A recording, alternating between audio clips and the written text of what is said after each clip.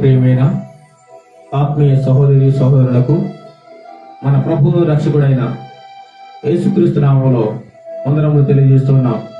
ప్రియులారా, ఈరోజు ఆదివారము యథాప్రకారముగా మనం ఆరాధనను ప్రారంభించుకుంటున్నాము. కావున మనమందరం సకాలంలో దేవుని సన్నిధికి చేరినట్లయితే ప్రార్థన చేసుకుని ఆరాధన ప్రారంభించుకుందాం.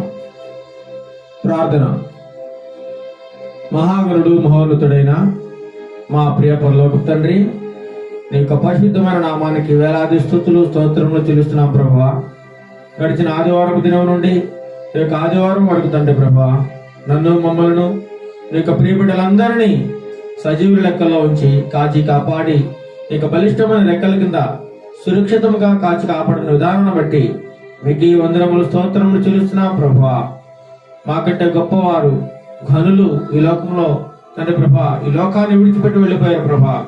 మమ్మల్ని అయితే ఇంకా క్షేమంగా ఉంచి నీకు సన్నిధిలో నిలువబెట్టుకుని ఆరాధించుకోవడానికి మీరు ఇచ్చిన గొప్ప భాగ్యాన్ని బట్టి మీకు వందనాలు స్తోత్రాలు చెల్లిస్తున్నాము నాయన. ఇప్పుడు మేము పాటలు పాడుచుండగా మా యొక్క స్వరములను ముట్టండి నాయన. యొక్క సన్నిధానంలో దాన్ని స్తుతించుండగా తండ్రి ప్రభా, మా స్తుతుల మీద మీరు ఆశీర్వదించండి తండ్రి ప్రభా. వచ్చిన బిడ్డల బట్టి దీవించి ఆశ్రయించండి. ఘనత మహిమ ప్రభావాలు మీరే పొందుకోడు నాయన. ఆరాధన ఆది నుంచి అంత వరకు నీకు మహిమకరంగా జరగడానికి నీ కృపా సహాయం మెండుగా దయచేయండి. ఎంతమంది ఈ కార్యక్రమంలో పాల్గొంటున్నారో, చూస్తున్నారో, వింటున్నారో వారందరికీ ఆశీర్వాదం దయచేయండి. వారి యొక్క కోరికలన్నీ సఫలం చేయండి. వారి కుటుంబాలను దీవించి ఆశ్రయించండి. అనారోగ్య పరిస్థితుల్లో ఉండడం నీ ప్రియ బిడ్డల కోసం ప్రార్థిస్తున్నాం నాయన. వారికి సంపూర్ణ ఆరోగ్యం స్వస్థత దయచేయండి. మా దేశాన్ని రక్షించండి. మా దేశ ప్రజలందరినీ రక్షించండి నాయన. దేశ అధికారులు నాయకులందరినీ రక్షించండి ప్రభా దేవన. దేశంలో ఉన్నటువంటి అనారోగ్య పరిస్థితులను పారద్రోలండి నాయన. ఇటువంటి వైరస్ మా దేశాన్ని తాకకుండా ప్రపంచ ప్రజలందరినీ, ప్రపంచ దేశాలన్నింటినీ కాపాడండి నాయన. నీ దయగలాసం తోడుగా ఉంచండి. ఘనత మహిమ ప్రభావములు మీకే ఆరోపిస్తూ మా ప్రభును రక్షకుడైన యేసుక్రీస్తు నామములో అడిగి ప్రార్థిస్తున్నాం తండ్రి. ఆమేన్, ఆమేన్. ఇప్పుడు మనమందరము కొన్ని పాటలు పాడుకుందాం. పాటలు పాడుతూ ప్రభు నామాన్ని మహిమపరుచుకుందాం. ఇప్పుడు మనం ఒక పాట పాడి దేవుని మహిమపరుచుకుందాం. నా హృదయము వింతగా మారేను, నా హృదయము వింతగా మారేను, నా హృదయము వింతగా మారేను. నాలో యేసు వచ్చినందునా, నాలో యేసు వచ్చినందునా సంతోషమే సమాధానమే, సంతోషమే సమాధానమే, సంతోషమే సమాధానమే. చెప్పనా సత్యమైన సంతోషం, చెప్పనా సత్యమైన సంతోషం. తెరువబడెను నా మనోనేత్రము, తెరువబడెను నా మనోనేత్రము, తెరువబడెను నా మనోనేత్రము. యేసు నన్ను ముట్టినందునా, యేసు నన్ను ముట్టినందునా ఈ సంతోషము నీకు కావలనా, ఈ సంతోషము నీకు కావలనా, ఈ సంతోషము నీకు కావలనా. నేడే యేసును తకురమ్ము, నేడే యేసును తకురమ్ము. సత్య సమాధానం నీకు కావలనా, సత్య సమాధానం నీకు కావలనా, సత్య సమాధానం నీకు కావలనా. నేడే యేసును తకురమ్ము, నేడే యేసును తకురమ్ము. నిత్య జీవము నీకు కావలెనా, నిత్య జీవము నీకు కావలెనా, నిత్య జీవము నీకు కావలెనా, నేడే యేసును తగురమ్ము, నేడే యేసును తగురమ్ము. సంతోషమే సమాధానమే, సంతోషమే సమాధానమే, సంతోషమే సమాధానమే, చెప్పనా శక్యమైన సంతోషం, చెప్పనా శక్యమైన సంతోషం. మోక్ష భాగ్యము నీకు కావలెనా, మోక్ష భాగ్యము నీకు కావలెనా, మోక్ష భాగ్యము నీకు కావలెనా, నేడే యేసును తగురమ్ము, నేడే యేసును తగురమ్ము. సంతోషమే సమాధానమే, సంతోషమే సమాధానమే, సంతోషమే సమాధానమే, చెప్పనా శక్యమైన సంతోషం, చెప్పనా శక్యమైన సంతోషం, చెప్పనా శక్యమైన సంతోషం, చెప్పనా శక్యమైన సంతోషం. హల్లెలూయా. మరి ఒక పాట పాడుకుని దేవుని నామాన్ని మహిమపరచుకుందాం. కృప కృప నీ కృప అనే పాట పాడి దేవుని నామాన్ని మహిమపరచుకుందాం. కృప కృప నీ కృప, కృప కృప క్రీస్తు కృప, కృప కృప నీ కృప, కృప కృప క్రీస్తు కృప. నేనైతే నీ కృపయందు నమ్మిక ఉంచి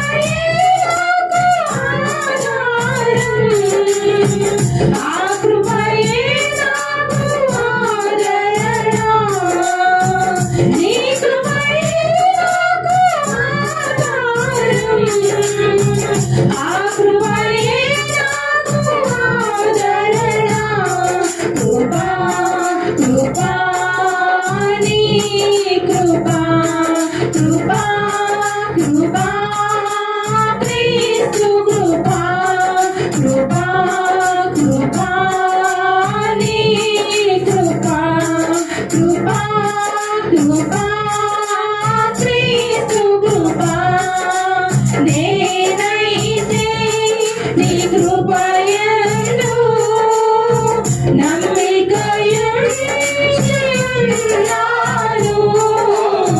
నమ్మికయున్నాను నేనైతే నీ కృపయందు నమ్మికయున్నాను నమ్మికయున్నాను కృపా కృపా నీ కృపా కృపా కృపా క్రీస్తు కృపా కృపా కృపా నీ కృపా కృపా కృపా క్రీస్తు కృపా నేనైతే నీ కృపయందు నమ్మికయున్నాను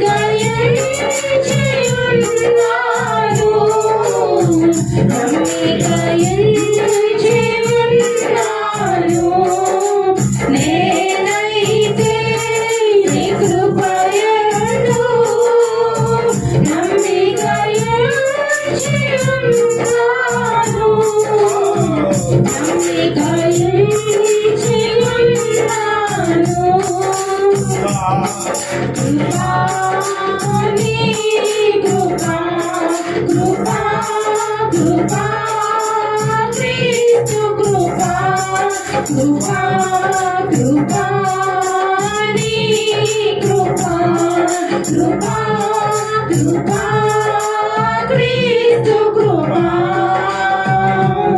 హల్లెలూయా హల్లెలూయా. ప్రభునందు ప్రియమైన దేవుని పిల్లారా, ఇంతవరకు మనం పాటల ద్వారా దేవుని మనం ఎంతగానో మహిమపరుచున్నాము. ఇప్పుడు వాక్యమును చదువుకుందాం. వాక్య పఠన మన మధ్యలో ఉన్నటువంటి ప్రవళిక జోయి వాక్య పఠనం చేస్తారు. 118వ కీర్తన 1వ చరణము నుండి 15 చరణములు చదువుకుందాం. 118వ కీర్తన 1 నుంచి 15వ చరణము చదువుకుందాం. యెహోవా దయాళుడు, ఆయన కృప నిరంతరము నిలిచును. ఆయనకు కృతజ్ఞతాస్తుతులు చెల్లించుడి. ఆయన కృప నిరంతరము నిలిచునని ఇశ్రాయేలీలు అందురుగాక. ఆయన కృప నిరంతరము నిలిచునని అహరోను వంశస్థులు అందురుగాక. ఆయన కృప నిరంతరము నిలిచునని యెహోవా యందు భయభక్తులు గలవారు అందురుగాక. ఇరుకునందుండి నేను యెహోవాకు మొరపెట్టి తిని, విశాల స్థలమందు యెహోవా నాకు ఉత్తరమిచ్చును. యెహోవా నా పక్షమునున్నాడు, నేను భయపడను. నరులు నాకేమి చేయగలరు? యెహోవా నా పక్షము వహించి నాకు సహకారి అయి ఉన్నాడు. నా శత్రువుల విషయమైన నా కోరిక నెరవేరుట చూచెదను. మనుష్యులను నమ్ముకొనుట కంటే యెహోవాను ఆశ్రయించుట మేలు. రాజులను నమ్ముకొనుట కంటే యెహోవాను ఆశ్రయించుట మేలు. అన్యజనులందరూ నన్ను చుట్టుకొని ఉన్నారు. యెహోవా నామమును బట్టి నేను వారిని నిర్మూలము చేసెదను. నలుదిశలను వారు నన్ను చుట్టుకొని ఉన్నారు. యెహోవా నామమును బట్టి నేను వారిని నిర్మూలము చేసెదను. కందిరీగల వలె నా మీద ముసిరి ఉన్నారు. ముండ్లు కాల్చిన మంట ఆరిపోవునట్లు వారు నశించిపోయిరి. యెహోవా నామమును బట్టి నేను వారిని నిర్మూలము చేసెదను. నేను పడునట్లు నీవు నన్ను గట్టిగా తోసితివి. యెహోవా నాకు సహాయము చేసెను. యెహోవా నా దుర్గము, నా గానము. ఆయన నాకు రక్షణాధారమాయెను. నీతిమంతుల గుడారములలో రక్షణను గూర్చిన ఉత్సాహ సునాదము వినబడును. యెహోవా దక్షిణ హస్తము సాహస కార్యములను చేయును. దేవుడు తన పరిశుద్ధ వాక్యము దీవించును గాక. ఆమేన్. ప్రియులారా, చదవబడిన వాక్యమును బట్టి ప్రవళిక జోయికి వందనములు తెలియజేస్తున్నా. 118వ కీర్తనలో యెహోవా దయాళుడు, ఆయన కృప నిరంతరము నిలుచును. ఆయనకు కృతజ్ఞతాస్తుతులు చెల్లించుడి. యెహోవా దయాళుడు అనగా దయగల దేవుడు. ఆయన కృప అంటే మన మీద నిరంతరము ఉంటుందట. నిరంతరము ఆయన కృప నిరంతరం నిలుచునని ఇశ్రాయేలు వారు అందురుగాక. ఇశ్రాయేలు వారు కూడా అనుకున్నారు దేవుని యొక్క కృప నిరంతరం మా మీద ఉంటుందని. అంతేకాకుండా ఆయన కృప నిరంతరం నిలుచునని అహరోను వంశస్థులు అందురుగాక. ఆయన కృప నిరంతరం నిలుచునని యెహోవా యందు భయభక్తులు గల వారు అందురుగాక. ఎవరైతే యెహోవా యందు దేవుని యందు భయము భక్తి కలిగి జీవిస్తారో వారి మీద కూడా దేవుని కృప ధారాళముగా నిరంతరము నిలిచి ఉంటదండి. దేవుని కృప. ఇరుకునందుండి నేను యెహోవాకు మొరపెట్టి తిని విశాల స్థలమును యెహోవా నాకు ఉత్తరం ఇచ్చెను. ఎవరైతే ఇరుకుల్లో, ఇబ్బందుల్లో, శ్రమల్లో, నిందల్లో, అవమానంలో, బాధల్లో ఉంటారో వారికి శ్రమలను బట్టి, వారి యొక్క పరిస్థితులను బట్టి ఎవరైతే ప్రభు వారికి మొరపెట్టుకుంటారో, ప్రార్థన చేస్తారో ప్రభు వారు మొర ఆలకించి వారికి ఒక విశాలమైన స్థలాన్ని, అనగా వారి యొక్క సమస్యల పరిష్కారాన్ని దేవుడు తప్పకుండా దయచేస్తారండి. ప్రార్థన ఆలకించేవాడు మన దేవుడు, జవాబును దయచేసేవాడు. విననేరకూడనట్లు నా చెవులు మందము కాలేదు అంటున్నాడు దేవుడు. మన ప్రార్థన ప్రతి ఒక్కటి కూడా వింటాడు. ప్రార్థన అనగా దేవునితో మాట్లాడటం, మన సమస్యలను, మన పరిస్థితులను దేవునికి తెలియజేసుకోవడం, ఆయనకు మొరపెట్టడం. అలా మొరపెట్టినట్లు అనేక మంది దైవగ్రంథంలో మనం చూడగలం. దావీదు అనేక సార్లు ఆయనకు మొరపెట్టినప్పుడు అన్ని విషయాల్లో ఆయనకి విజయాన్ని దేవుడు దయచేశాడు. విశాలమైన స్థలాన్ని, ఆయనకున్న సమస్యలన్నిటి నుంచి ఆయన విడిపించినట్లుగా మనకు కనబడుతూ ఉంది. అంతేకాకుండా మనుషులను నమ్ముకున్నట్టు కంటే యెహోవాను ఆశ్రయించటం మేలు, రాజులను నమ్ముకున్నట్టు కంటే యెహోవాను ఆశ్రయించటం మేలు. మన ఈ లోకంలో అనేక సార్లు మనుషుల మీద ఆధారపడుతూ ఉంటాం. మనకు ఒక సమస్య వచ్చినప్పుడు, మనకు ఇబ్బంది కలిగినప్పుడు, మనకు కష్టం మీద కష్టం వస్తున్నప్పుడు, మన పరిస్థితులు ఎవరికి చెప్పుకోవాలో తెలియక కొన్నిసార్లు మనం మనుషులు నమ్ముకుంటూ ఉంటాం. వారేం చేస్తుంటారండి, మన సమస్యలు వింటారు, ఇంకా విని పరిష్కరించకపోగా ఎగతాళి చేస్తూ, అపహాస్యం చేస్తూ నవ్వుతూ ఉంటారు. కాబట్టి ప్రియులారా, మన సమస్యలను కేవలం దేవాది దేవునికి మాత్రమే దైవ సన్నిధిలో వినియోగించుకోవాలి.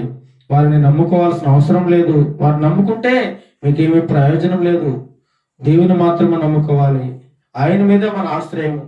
యెహోవాను నమ్ముకుంటే మనకి మేలు కలుగుతుందని దేవుని యొక్క వాక్యం ద్వారా సెలవిస్తా ఉన్నారు. రాజును నమ్ముకున్నట్టు కంటే యెహోవాను ఆశ్రయించడం మేలు. ఈ లోకంలో ఎవరు నమ్మినా మనకి ఫలితం లేదండి. యేసును నమ్మితే మనకి ఫలితం ఉంది. ఆయనలోనే రక్షణ, ఆయనలోనే ఆనందము, ఆయనలోనే సంతోషము, ఆయనలోనే సమాధానము, ఆయనలోనే సమస్యలకు పరిష్కారం కూడా. ప్రతి విధముగాను ఆయన మనకు సహాయం చేయవారిగా ఉన్నారు. చూడండి, ఇంకొక వచనం చూసినట్లయితే, నీతిమంతుల గుడారములలో రక్షణను గూర్చిన ఉత్సాహస్తునాదం వినబడను. ఎవరైతే నీతిమంతులు ఉన్నారో వారి ఇళ్లలో ఎప్పుడు ప్రార్థన, పాటలు, ఏమంటే దేవునికి మొరపెట్టడం, ఉత్సాహం, సంతోషం, ప్రభువులో ఆనందించడం, ఇదేముంటుందండి. ఎవరైతే నీతి గల కుటుంబాలు ఉన్నాయో వారి కుటుంబాల్లో కూడా రక్షణను గూర్చిన ఉత్సాహస్తునాదం వినబడుతూ ఉంటుందంట. యెహోవా దక్షిణ హస్తము సాహస కార్యములను చేయును. ఎప్పుడైతే మనం ఆయనకు మొరపెట్టినప్పుడు మనం ఊహించలేని సాహస కార్యాలు మనం చేయలేము. దేవా, నేను ఎక్కలేని ఎత్తైన కొండపైకి నన్ను ఎక్కించమంటున్నాడు దావీదు భక్తుడు. ఆయనైతే ఎక్కలేడు ఆ కొండ. ఎవరు ఎక్కించాలండి? యేసయ్య ఎక్కించాలి. దేవుడు ఎక్కిస్తే మనం ఎక్కగలం. దేవుడు మన పక్కన ఉండి నువ్వు నడువు, నీ వెనక నేనున్నానంటారు ప్రభువారు. దేవత దేవుడు మన పక్కన ఉంటే మనం ఎటువంటి కొండనైనా, ఎటువంటి శ్రమనైనా, ఎటువంటి ఇబ్బందునైనా మనం ఎదుర్కోగలం, దాన్ని ఛేదించగలం. కాబట్టి ప్రియులారా, ఈ వాక్యమైన దేవుడు దీవించిన గాక. ఇప్పుడు కొద్దిసేపు మనం అందరము లేచి స్తుతి ఆరాధన చేసుకుంటూ దేవాది దేవుణ్ణి స్తుతులు చెల్లిస్తూ మహిమపరుస్తూ కొంతసేపు ఆయన ప్రార్థనలో గడుపుదామండి. ప్రియులారా, మనం అందరము లేచి నిలబడి కొద్దిసేపు స్తుతి ఆరాధన చేసుకుందాం. స్తుతి స్తుతి స్తోత్రం స్తోత్రం స్తోత్రం స్తోత్రం సర్వశక్తిమంతుడా నీకే స్తోత్రమయ్యా, స్తోత్రం, స్తుతులు స్తుతులు స్తుతులు. హల్లెలూయా హల్లెలూయా హల్లెలూయా హల్లెలూయా. రాజులకి రాజా నీకే స్తోత్రం, ప్రభువులకి ప్రభువా నీకే స్తోత్రం ప్రభువా, స్తోత్రం స్తోత్రం. కరుణగలమ యేసయ్యా నీకే స్తోత్రం ప్రభువా, జాలిగలమ తండ్రి నీకే స్తోత్రం స్తోత్రం స్తోత్రం. హల్లెలూయా హల్లెలూయా హల్లెలూయా హల్లెలూయా. మీరే మా రక్షణ ఆధారమైన దేవానికే స్తోత్రం స్తోత్రం స్తోత్రమయ్యా. ప్రభా, నీ యందు భయభక్తులు గల వారి ఎడల ప్రభానైనా నీ కృపము నిత్యము నిలుపుతున్న దేవానికే స్తోత్రం స్తోత్రం స్తోత్రం. హల్లెలూయా హల్లెలూయా హల్లెలూయా హల్లెలూయా హల్లెలూయా. మనుషులు నమ్ముకుంటుంటే ప్రభానైనా, నిన్ను నమ్మితే ప్రభానైనా నీవే మా ఆశ్రయం తండ్రి ప్రభానైనా. మనుషులు నమ్ముట వ్యర్థం ప్రభువనైనా యేసయ్యా నీకే స్తోత్రం ప్రభువనైనా. నిన్ను ఆశ్రయించడం మేలని ప్రభా నైనా నీ వాక్యం ద్వారా మాతో మాట్లాడి ఉన్నారు ప్రభా. నీకే స్తోత్రం స్తోత్రం స్తోత్రం స్తోత్రం. హల్లెలూయా హల్లెలూయా హల్లెలూయా హల్లెలూయా. పరిశుద్ధుడానికే స్తోత్రం, నీతిమంతుడానికే స్తోత్రం, నమ్మకమైన మా దేవానికే స్తోత్రం స్తోత్రం స్తోత్రం స్తోత్రం. హల్లెలూయా హల్లెలూయా హల్లెలూయా హల్లెలూయా హల్లెలూయా. నీకే స్తోత్రం స్తోత్రం స్తోత్రం స్తోత్రం ప్రభా. దయాళుడా మీకే స్తోత్రం తండ్రి ప్రభా నైనా. దయ కలిగిన మా తండ్రి నీకే స్తోత్రం ప్రభా నైనా. కరుణ కలిగిన మా యేసయ్య నీకే స్తోత్రం తండ్రి ప్రభా నైనా. నీకేం అర్పించగలం ప్రభా. నీకే స్తుతులు స్తోత్రములు తండ్రి ప్రభా. మా విరిగి నలిగిన హృదయంతో తండ్రి ప్రభా కేవలం నీకు స్తుతులు అర్పించుచుండగా ప్రభా మా స్తుతులపై మీరు ఆశీనుడు కమ్మని అడుగుచున్నాం ప్రభా నైనా. నీకే స్తోత్రం స్తోత్రం స్తోత్రం స్తోత్రం. హల్లెలూయా హల్లెలూయా హల్లెలూయా హల్లెలూయా. నీకే స్తుతి స్తుతి స్తుతి స్తుతి. బలమైన దేవా, నమ్మకమైన దేవా నీకే స్తోత్రములు ప్రభువా. నిజమైన దేవా నీకే స్తోత్రం స్తోత్రం స్తోత్రం స్తోత్రం. హల్లెలూయా హల్లెలూయా హల్లెలూయా హల్లెలూయా హల్లెలూయా. స్తోత్రం స్తోత్రం స్తోత్రం స్తోత్రం. మనమందరం అలాగే ఆరాధించుచుండగా ఒక పాట పాడి దేవుని మహిమ పరచుకుందాం. నాకెన్నో మేలులు చేసితివి, నీకేమి అర్పింతును దేవా, నీకేమి చెల్లింతును. నాకెన్నో మేలులు చేసితివి, నీకేమి అర్పింతును దేవా, నీకేమి చెల్లింతును. హల్లెలూయా యేసునాథా, కృతజ్ఞత స్తుతులివే. హల్లెలూయా యేసునాథా, కృతజ్ఞత స్తుతులివే. నాకెన్నో మేలులు చేసితివి, నీకేమి అర్పింతును దేవా, నీకేమి చెల్లింతును. నాకెన్నో మేలులు చేసితివి, నీకేమి అర్పింతును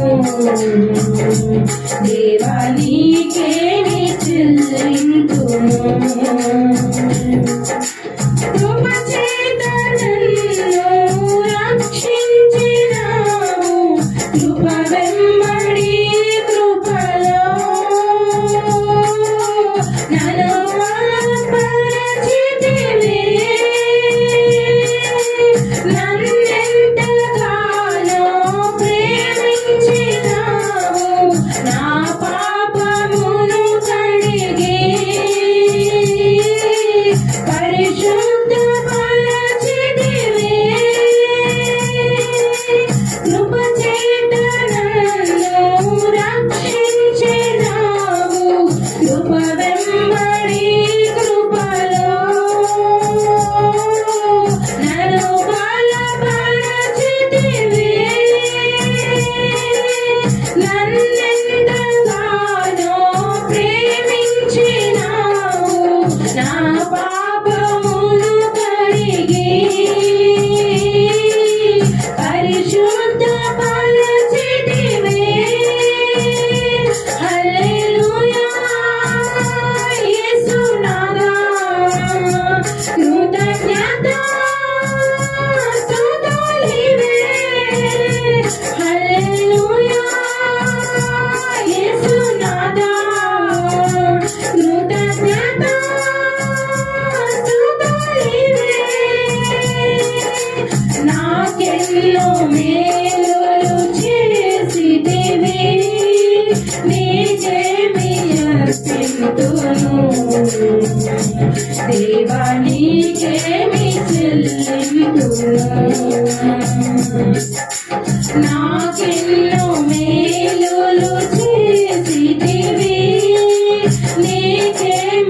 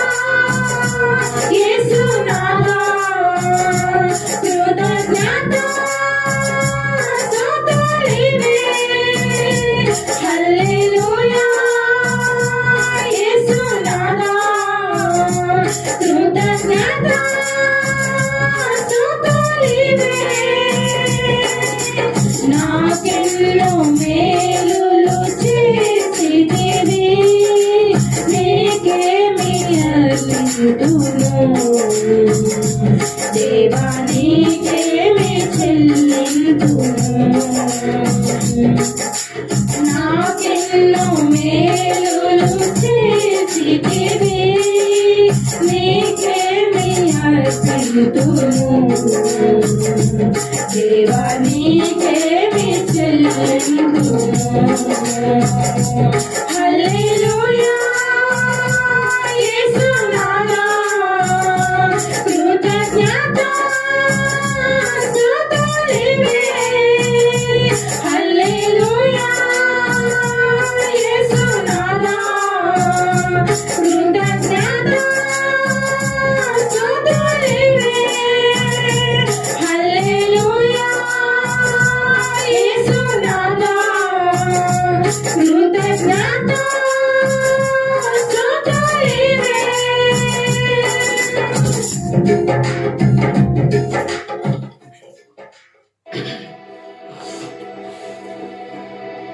మనమందరం అలాగే ఆరాధించుకొని చూడగా ప్రార్థన చేసుకుందాం. మహోన్నతుడ మహాగణుడ మీకే స్తుతులు స్తోత్రములు. సర్వశక్తిమంతుడా సర్వాధికారి నీకే స్తుతులు స్తోత్రములు తండ్రి. జీవాధిపతి జీవం కలిగిన మా దేవా నీకే స్తోత్రములు స్తుతులు చెల్లించుకుంటున్నాం ప్రభువనైనా. అయ్యా గడిచిన వారం నుండి ప్రభువనైనా ఈ వారం వరకు తండ్రి నీ సజీవ రెక్కల కింద కాచి కాపాడేందుకు నీకు వేలాది వందనములు స్తుతులు స్తోత్రములు తండ్రి ప్రభా. నీకేం అర్పించగలం ప్రభా, నీకేమి చెల్లించగలం ప్రభువనైనా. కేవలం తండ్రి ప్రభా మా విరిగి నలిగిన హృదయంతో తండ్రి ప్రభా కేవలం నీకు స్తుతులు అర్పించుచుండగా ప్రభానైనా మా స్తుతులపై మీరు ఆశీర్వాద కమ్మని అడుగుచున్నాం ప్రభానైనా. మా స్తుతులు మీరు అందుకున్నామని అడుగుచున్నాం తండ్రి ప్రభానైనా. కేవలం మీకు స్తుతులు అర్పించగలం ప్రభువనైనా. యేసయ్యా నీకే స్తుతులు స్తోత్రములు తండ్రినైనా. అయా ప్రతి క్షణం తండ్రినైనా కాచి కాపాడుతున్న విధానానికై నీకు కోట్ల కొలది స్తోత్రములు తండ్రి ప్రభానైనా. అయ్యా ఈ దినం చూడలేక ప్రభా, ఈ క్షణం చూడలేక ప్రభానైనా అనేక మంది అయితే ప్రభా నశించిపోతున్నారు తండ్రి. వారికన్నా మేము గొప్పవారం కాదు గాని ప్రభానైనా నిన్ను నమ్మిన బిడ్డలుగా ప్రభానైనా నీ ఉచితమైన కృప చొప్పున తండ్రి నైనా మమ్మల్ని క్షేమంగా ఉంచి భద్రపరిచి ఉంచినందుకు ప్రభా నీకు వేలాది స్తుతులు స్తోత్రములు చెల్లించుకుంటున్నాం ప్రభానైనా. అయ్యా తండ్రి ప్రభు ఇంతవరకు పాటల ద్వారా నేను మహిమపరిచి ఉన్నాం ప్రభానైనా. మా స్తుతులు మా మహిమలు మీరు అందుకొనమని అడుగుచున్నాం ప్రభానైనా. యేసయ్య తండ్రి ప్రభానైనా ఇంతవరకు జరిగిన ఆరాధనంతట్లో మీరు నారాయణ నమ్ముచున్నాం తండ్రి ప్రభా. నీకే స్తుతులు స్తోత్రములు చెల్లించుకుంటున్నాం తండ్రి. యేసయ్య యేసయ్య ప్రభానైనా తండ్రి ప్రభానైనా నీకే స్తుతులు స్తోత్రములు చెల్లించుకుంటున్నాం ప్రభానైనా. అయ్యా తండ్రి ప్రభానైనా మరి ప్రభా ఈ ఉదయకాల ఆరాధనలో ప్రభానైనా మమ్మల్ని నిలువబెట్టినందుకు ప్రభా నీకు స్తోత్రములు స్తుతులు చెల్లించుకుంటున్నాం ప్రభానైనా. యేసయ్య మా సన్నిధిలో మీరుండమని అడుగుచున్నాం ప్రభానైనా. మా సన్నిధి చుట్టూ నీ దేవదూతలు కావలి ఉంచమని అడుగుచున్నాం ప్రభానైనా. ఎటువంటి దుష్ట శక్తులు ప్రభా దురాత్మ సమూహాలు తండ్రి ప్రభా ఆవరించకుండా ప్రతి ఒక్కరు ప్రభా నీ వాక్యాన్ని శ్రద్ధగా వినడానికి ప్రభా నీ కృపను చూపించమని అడుగుచున్నాను ప్రభానైనా. ఆమె తండ్రి ప్రభా మనుషులను నమ్ముకున్నట్టుకుంటే యెహోవాను ఆశ్రయించుట మేలని ప్రభా నీ వాక్యం సెలవిస్తుంది ప్రభానైనా. రాజులను నమ్ముట కంటే ప్రభానైనా యెహోవాను ఆశ్రయించుట మేలని ప్రభానైనా నీ వాక్యం సెలవిస్తుంది ప్రభానైనా. అవును తండ్రి ప్రభా ఈ లోకంలో తండ్రి ఎవరైనా నమ్మినా ప్రభా వ్యర్థమే తండ్రి ప్రభానైనా. అయ్యా నేను నమ్ముకుంటే ప్రభానైనా నీ కృప మాకు తోడుగా ఉంటుంది ప్రభానైనా. నీకే స్తుతులు స్తోత్రములు ప్రభానైనా. నీ అందు భయభక్తులు గల వారి చుట్టూ ప్రభానైనా నీ కృప కనికరము నిత్యము నిలుపుతావు తండ్రి ప్రభా. నీకే స్తోత్రములు స్తుతులు చెల్లించుకుంటున్నా ప్రభానైనా. ప్రతి ఒక్కరు ప్రభా నీ అందు భయము భక్తి కలిగి ప్రభా జీవించడానికి నీ సహాయం దయచేయమని అడుగుచున్నాను ప్రభానైనా. రోజు రోజుకి ప్రభా నీ వాక్యంలో తండ్రి ప్రతి ఒక్కరు తండ్రి బలపడడానికి నీ సహాయం దయచేయమని అడుగుచున్నాను ప్రభానైనా. ప్రతి బిడ్డ ప్రభా ఈ వాక్యం ఉన్న ప్రతి ఒక్కరు ప్రభానైనా ఆదరణ కలిగించండి వారి జీవితంలో తండ్రి. ప్రతి కుటుంబంలో తండ్రి ప్రభా శాంతి సమాధానాన్ని దయచేయండి ప్రభానైనా. యేసయ్య నీకే స్తుతులు స్తోత్రములు చెల్లించుకుంటూ ప్రభా నీ దైవ సేవకునికి ప్రభానైనా నోటికి పూరగా ఉండి ప్రభా నూరంతల బలము ఆత్మశక్తితో నింపమని అడుగుచున్నాం ప్రభానైనా. నీ వాక్యం ద్వారా మాతో మాట్లాడమని అడుగుచున్నాం ప్రభానైనా. అయ్యా నీ ఆత్మీయ ఆహారం తండ్రి ప్రతి బిడ్డకి ప్రభానైనా అందించులాగా నీ సహాయం ఆ బిడ్డకి దయచేయమని అడుగుచున్నాం ప్రభానైనా. నీ వాక్యం వింటున్న ప్రతి ఒక్కరు ప్రభా వారి వారి హృదయాల్లో తండ్రి భద్రపరుచుకుని ప్రభానైనా దాని ప్రకారంగా జీవించడానికి నీ సహాయం దయచేయమని అడుగుచు ప్రభానైనా. యేసయ్య తండ్రి ప్రభానైనా ఈ చిన్న స్తుతి ఆరాధన ప్రభా నీ పాదాలకి సమర్పించుకుంటూ యేసయ్య పరిశుద్ధ నామములో అడిగి వేడుకొంచున్నాం తండ్రి. ఆమేన్. ప్రభునందు ప్రియమైన దేవుని పిల్లారా, ఇంతవరకు కూడా మనమందరము ప్రభువుని ఎంతగానో ఆరాధించుకున్నాం, స్తుతి ఆరాధన చేసుకున్నాం, వాక్యం చదువుకున్నాం. ఇప్పుడు ప్రాముఖ్యమైన భాగంలోనికి మనం వచ్చి ఉన్నాము. అదే ఆత్మీయ ఆహారము. శరీరానికి మనం ఏ విధముగా బలమైన ఆహారం తింటామో అదే విధముగా మన ఆత్మకు కూడా చాలా బలమైన ఆహారం కావాలి. అదే ఆత్మీయ ఆహారం. ఆ ఆత్మీయ ఆహారం ఎక్కడ దొరుకుతుంది అంటే దైవ గ్రంథంలో దొరుకుతుంది. జీవ గ్రంథంలో ఉన్న మాటలు మన యొక్క ఆత్మకు ఎంతో నెమ్మదిని, శాంతిని, ఆనందమును, సంతోషమును కలుగు చేయడమే కాకుండా ఆ నిత్యరాజ్యానికి మనం వారసులు కావడానికి ఈ ఆత్మీయ ఆహారం మనం ఎంతగానో ఉపయోగపడుతుంది. కావున వాక్యమును ధ్యానించుకునే ముందుగా చిన్న ప్రార్థన చేసుకుని వాక్యమును ప్రారంభించుకుందాం. సర్వకృపానిదేగు మా ప్రియ పరలోకపు తండ్రి, నీ యొక్క పరిశుద్ధమైన నామానికి స్తుతులు స్తోత్రములు చెల్లిస్తున్నాం ప్రభువా. ఇంతవరకు ఆరాధన అంతట్లో మీరున్నారు ప్రభువా. ప్రాముఖ్యమైన భాగంలోనికి మేము వచ్చి ఉన్నాం. మాకు కావలసినటువంటి ఆత్మీయ ఆహారమును సమృద్ధిగా దయచేయండి ప్రభువా.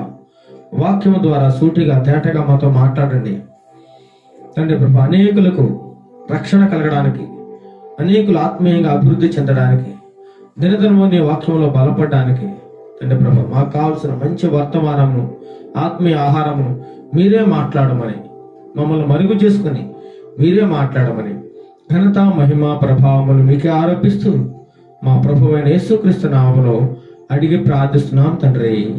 ఆమేన్, ఆమేన్.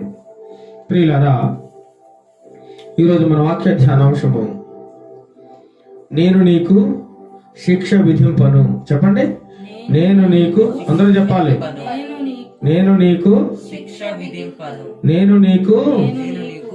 విధింపను. ఈ మాట ఎవరు పలుకుతున్నారంటే యేసు ప్రభు వారు స్వయంగా పలుకుతూ ఉన్నారు. ఈ లోకంలో తప్పు చేసిన వారిని ఏం చేస్తారండి? తప్పు చేస్తే ఏం చేస్తారు? మెచ్చుకుంటారా? పోయి తప్పు చేసిన వాళ్ళు సన్మానం చేస్తారా? తప్పు చేసిన వాళ్ళు పొగుడుతారా? చెప్పండి, లేదు. ఈ లోకానుసారంగా ఒక రూల్ ఏంటంటే తప్పు ఎవరు చేసినా శిక్ష తప్పకుండా పడాలి, పడుతుంది కూడా. నేరస్తుడు తప్పకుండా శిక్ష అనుభవించాలి. కానీ ప్రభువారు విషయానికి వస్తే నేరం చేసినవాడు, పాపం చేసినవాడు, ఎంత ఘోర పాపనైనా ప్రభువారు క్షమిస్తానంటున్నారు.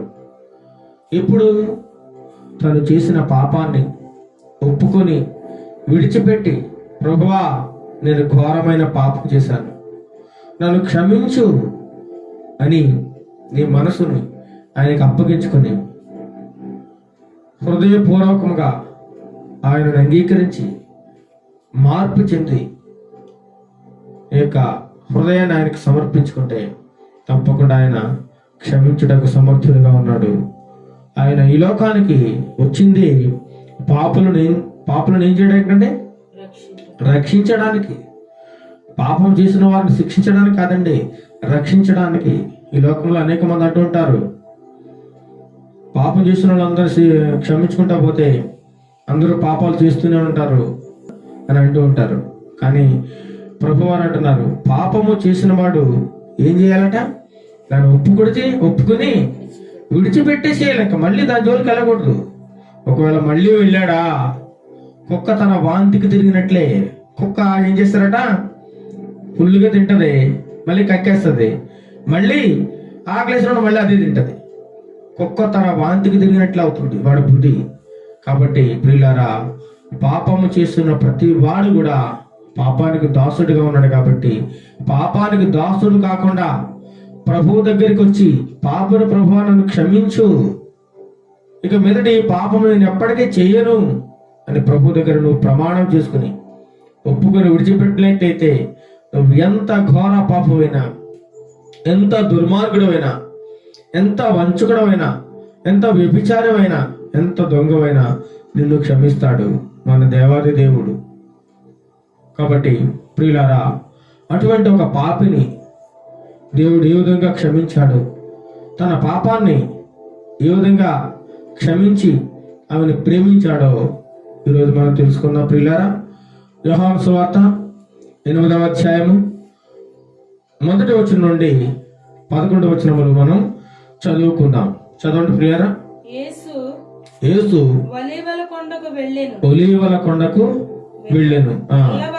తెల్లవారగానే యేసు తిరిగి దేవాలయములోనికి రాగా ప్రజలందరూ ఆయన యొద్దకు వచ్చిరి గనుక ఆయన కూర్చుండి వారికి బోధించుచుండెను. ప్రభువారు తరచుగా ఒలీవల కొండకు వెళ్తూ ఉండేవారు. ఒలీవల కొండ అంటే ఆ కొండ మీద ఎక్కువ ఒలివ చెట్లు ఉండడం చేత ఆ కొండకి ఒలీవల కొండ అని పేరు వచ్చింది. ప్రభువారు తరచుగా ఆ కొండకు వెళ్ళి రాత్రంతా ఆ యొక్క ప్రదేశంలో గడుపుతూ ప్రార్థిస్తూ ఉండేవారండి. ఏకాంతంగా ప్రభువారికి బాగా అలవాటు ఒలీవల కొండకి వెళ్ళి ఇక్కడ ప్రార్థన చేయడం. తెల్లవారిన తర్వాత తిరిగి యథాప్రకారం యేసు ప్రభువారు దేవాలయంలోకి వచ్చినప్పుడు ప్రజలందరూ కూడా ఆయన దగ్గరికి వచ్చి, యేసు ప్రభువారు ఏ ఊరు వెళ్తే ఆ ఊరు, ఆయన ఎక్కడుంటే అక్కడికి జనాలు తండోపతండాలుగా వస్తూ స్వస్థతలు అద్భుతాలు పొందుకుంటూ ఆయన ద్వారా రక్షణ పొందుకున్న వారు కోకొల్లలుగా ఉన్నారనమాట. కోకొల్లలు. అయితే ఆయన ఎక్కడ కూర్చుంటే అక్కడ ఆయన మాటలు బంగారం లాంటి మాటలండి. తేనె కంటే జుంట తేనె కంటే మధురమైన మాటలు ఆయన మాటలు. కాబట్టి ఆయన మాటలు వినడానికి, ఆయన బోధన వినడానికి ప్రజలు తండోపతండాలుగా వస్తూ ఉండేవారు. అదే ప్రకారం యేసు ప్రభు వారు ఒలీవల కొండలో ప్రార్థన ముగించుకొని తెల్లవారిన తర్వాత దేవాలయంలోనికి వచ్చినప్పుడు ప్రజలందరూ కూడా ఆయన దగ్గరికి వచ్చారండి. ఆయన దగ్గరికి వచ్చి ఆయన కూర్చుండి ఆయనకు బోధిస్తా ఉన్నారు. దేవుని గురించిన అనేకమైన విషయాలు, మర్మాలు వారందరికీ సమాజంలో తెలియజేస్తున్న క్రమంలో చదవని ప్రియులారా, శాస్త్రులను పరిసయ్యులను వ్యభిచారముందు పట్టబడిన ఒక స్త్రీని తోడుకుని వచ్చి ఆమెను మధ్య నిలువబెట్టి, బోధకుడా, ఈ స్త్రీ వ్యభిచారము చేయుచుండగా పట్టబడెను. అట్టి వారిని రాళ్ళు రువి చంపవలనని ధర్మశాస్త్రములో మోషే మనకు ఆజ్ఞాపించను కదా, అయినను నీవేమి చెప్పుచున్నావని ఆయన అడిగాను. ఇక్కడ ఒక సమస్య వచ్చిందండి. ప్రభువారి దగ్గరికి ఒక సమస్యను తీసుకొచ్చారు. ఎవరు? శాస్త్రులు, పరిచయులు. ఆనాటి కాలంలో వారే గొప్పవారిగా పిలువబడుతూ ఉండేవారు. దేవుని ప్రతినిధులుగా, దేవుని పరిచారకులుగా శాస్త్రులు, పరిచయులు ధర్మశాస్త్రాన్ని అంతా అవపోసన పట్టిన వారుగా ఒక గొప్ప ఆధిక్యత చలామణి చేస్తూ, ఎవరైనా తప్పు చేస్తే వారికి శిక్షలు వేస్తూ మోషే ధర్మశాస్త్రాన్ని అమలు చేస్తూ ఉంటూ ఉండేవారు అన్నమాట. కానీ వారు చూస్తే వారు తప్పు చేసిన వారికంటే కూడా ఇంకా ఘోరమైన తప్పులు చేస్తూ ఉన్నారు. ఎవరు? శాస్త్రులు, పరిచయులు కూడా. కానీ వారు గొప్పవారే ఉండడం చేత వారి తప్పులను ఎవరు బయటపెట్టే సాహసం ఎవరు చేయలేరండి. ఎవరైనా పేదలు తప్పు చేస్తే మాత్రం, ఎవరైనా లోకంలో నిరుపేదలు తప్పు చేస్తే వారిని వెంటనే కనిపెట్టి వారికి శిక్షలు విధించడం ఆనవాయితీగా ఉండేది. ఆ క్రమంలోనే యేసు ప్రభు వారు దేవాలయంలో బోధిస్తున్న క్రమంలో ఈ శాస్త్రులు, పరిచయులు యేసయ్య అంటే వారికి ఏమాత్రం గిట్టదండి. యేసయ్య బోధ అంటే వారికి నచ్చదు. ఎందుకంటే యేసు ప్రభు ముక్కుసూటిగా ఉన్నది ఉన్నట్లు మనుషులను మెప్పించడానికి ఆయన మాట్లాడే మాటలు కాదండి అవి. దేవాది దేవుణ్ణి మెప్పించడానికి మాత్రమే మాట్లాడుతుండేవారు. ఆయన ఏది మాట్లాడినా సూటిగా మాట్లాడుతుండేవారు. అవతల వ్యక్తికి మార్పు చెందేలా ఉండే ఆయన మాటలు. కాబట్టి ప్రియులారా, ఆయన అంటే, ప్రభువారంటే ఆ శాస్త్రులు, పరిచయులు ఏమాత్రం ఇష్టపడేవారు. ఆయనలో ఏం తప్పు దొరుకుతుందా, ఆయన ఎక్కడ పట్టుకుందామా, ఆయన ఎక్కడ అవమానం చేద్దామా, ఏ విషయంలో ఆయన తప్పిపోతున్నాడా అని వారంతా కూడా శాస్త్రుల, పరిచయులు ప్రభువారిని కనిపెడుతూ ఉండేవారు. ఇలా ఉంటున్న క్రమంలో ఆ రోజుల్లో వ్యభిచారం చేస్తూ ఉన్న స్త్రీలు కొంతమంది ఉండేవారు. వ్యభిచారం చేస్తూ ఉంటారు. ఈ రోజుల్లో కూడా ఉన్న వ్యభిచారం ఇంకా ఎక్కువైపోయింది. వ్యభిచారము. ఆ రోజుల్లో కూడా వ్యభిచారం ఉండేది. అయితే వ్యభిచారం అనగా ఏంటంటే భయంకరమైన పాపము, లైంగిక సంబంధమైన కార్యక్రమాలు కలిగి ఉండడం వ్యభిచారం అంటే. భార్య ఉండగా వేరొక భార్యతో అక్రమ సంబంధాన్ని పెట్టుకోవడం అదొక వ్యభిచారం. భర్త ఉండగా ఇంకొక వ్యక్తితో అక్రమ సంబంధం పెట్టుకోవడం. అంతేకాకుండా వివాహం కాకుండా అనేక మందితో లైంగిక సంబంధాలు కలిగి ఉండడం. ఇలాగ వ్యభిచార గృహాలు కూడా ఆ రోజుల్లో ఉండేవి. ఇప్పటికీ కూడా వ్యభిచార గృహాలు ఉంటూ ఉన్నాయి. అనేక మంది వ్యభిచారులుగా ఉన్న వారిని మనం చూస్తూ ఉంటాం. అయితే ప్రియులారా, ఆ రోజుల్లో వ్యభిచారంలో ఎవరైనా పట్టబడితే, వ్యభిచారం చేస్తున్నట్లు తెలిస్తే వారిని రాళ్లు కొట్టి చంపాలని మోషే ధర్మశాస్త్రంలో ఉందండి. ఆ విధంగా మోషే గారు రాశారు ధర్మశాస్త్రంలో. తప్పు చేస్తే అది ఒక భయంకరమైన నేరంగా పరిగణింపబడేది. వ్యభిచారం అనేది చాలా భయంకరమైన పాపము. అలా ఎవరైతే చేస్తారో వారిని రాళ్ళు కొట్టి చంపేయాలి. అలా ఎంతో మందిని చంపేశారు ఆ కాలంలో. ఎంతో మందిని ప్రతి ఒక్కరు రాళ్ళు కొట్టి, రాళ్ళు తెచ్చి, చిన్న నుంచి పెద్దల వరకు కూడా రాళ్ళు తెచ్చి ఎవరైతే ఆ వ్యభిచారం చేస్తుందో ఆ స్త్రీని మధ్యలో నిలవబెట్టి అందరూ తలారా వేస్తే చివరికి ఆ రక్తం కక్కుకుంటూ ఒళ్ళంతా ఛిద్రమైపోయి రక్తసిక్తమైపోయి భయంకరమైన బాధ అనుభవిస్తూ చనిపోతూ ఉండేవారు. అనేక మంది చనిపోతూ ఉండేవారు. చాలా విచారకరమైన విషయం. ఎందుకంటే ఆ పాపము చేస్తుంది కాబట్టి, వ్యభిచారం చేసింది కాబట్టి ఆమెకు ఆ శిక్ష తగినది. మోషే ధర్మశాస్త్రంలో ఇది వ్రాయబడింది. ఇది అందరూ పాటించాలి. అది నియమం, అది కట్టడ. అదేవిధంగా ప్రభువారు దేవాలయంలో బోధిస్తున్న క్రమంలో ఒక స్త్రీని పరిసయ్యులు శాస్త్రులు పట్టుకుని ఆమెను ఈడ్చుకుంటూ యేసు ప్రభు దగ్గరికి తీసుకొచ్చి నిలవబెట్టినట్టుగా కనపడుతుందండి. నిలవబెట్టి ప్రభువారిని అడుగుతా ఉన్నారు, ఈయన ఏం చెప్తాడో, ఈయన ఏ సమాధానం ఇస్తాడో. ఈయన పాపలను నేను వెతికి రక్షించడానికి వచ్చానంటున్నాడు, పాపాలను నేను క్షమిస్తానంటున్నాడు. మరి ఈమె పాపం చేసింది, ఈమెకి ఏం తీర్పు తీరుస్తాడో చూద్దాం. నీతి బోధలు చేస్తున్నాడు కదా, ఇప్పుడు ఎలా ఉంటుందో చూద్దాం. ఏం మాట్లాడతాడో, ఏ విషయంలో ఇతని నేరస్తుడిగా పట్టుకుందాం. ఈమెకి ఎటువంటి తీర్పిస్తాడు. మోషే ధర్మశాస్త్రాన్ని మితిమీరి ప్రవర్తిస్తాడా, లేదంటే మోషే ధర్మశాస్త్రాన్ని అమలుపరుస్తాడా అనేటువంటి గట్టి ఉద్దేశంతో ఆయన మీద ఏ విధంగా నేరం మోపాలి. ఎవరి మీద అండి? యేసుప్రభు వారి మీద. యాక్చువల్గా వారి యొక్క ఆచార ప్రకారం మోషే ధర్మశాస్త్రంలో వ్రాయబడి ఉంది కాబట్టి ఆ వ్యభిచారం చేస్తున్న స్త్రీని రాళ్లతో కొట్టి చంపేయచ్చు. వాళ్ళకి ఆ హక్కు ఉంది, ధర్మశాస్త్రం బోధిస్తుంది కాబట్టి వారు చేయొచ్చు.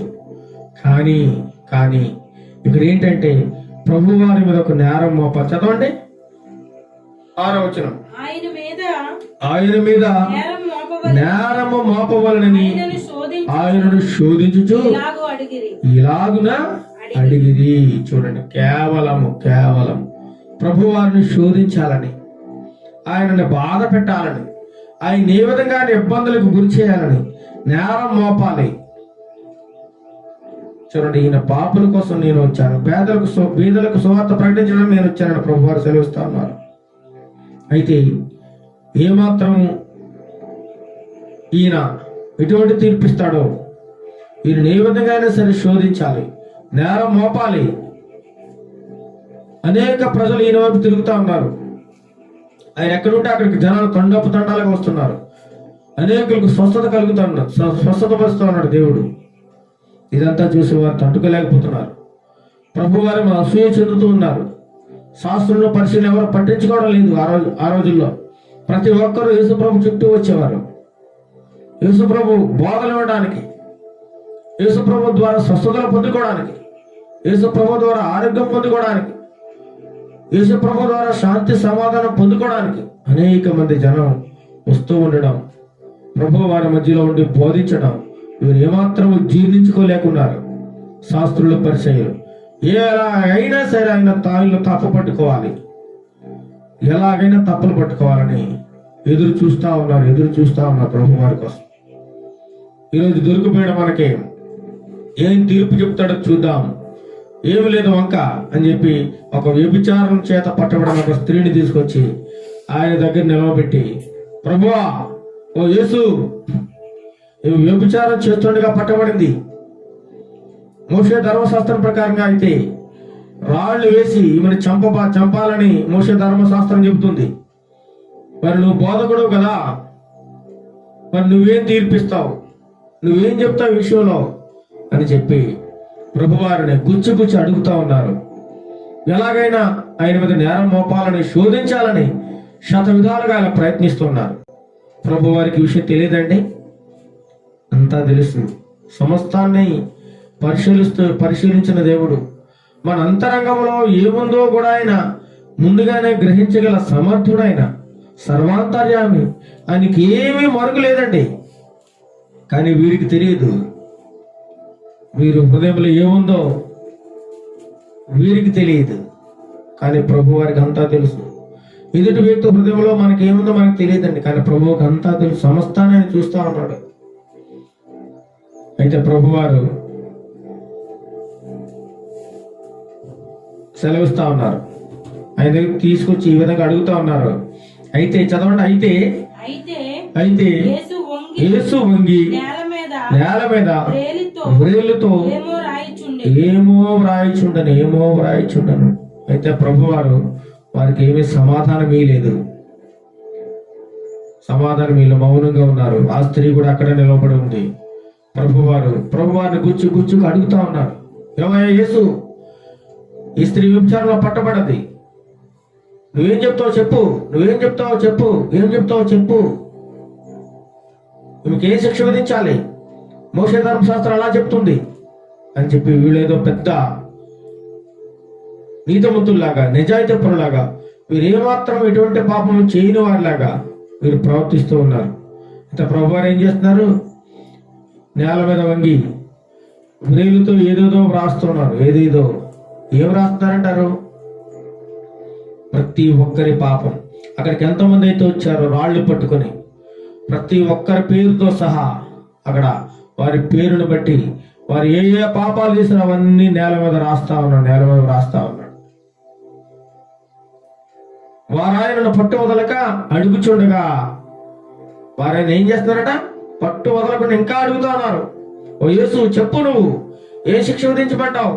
దీనికి ఏం చెప్తావు? మరి ఈమె ఘోరమైన పాపం చేసింది, నేరం చేసింది అని చెప్పేసి గుచ్చి మరింత ఎక్కువగా పట్టు వదలకుండా బలవంతం చేస్తూ అడుగుతా ఉన్నారు ప్రభువారిని.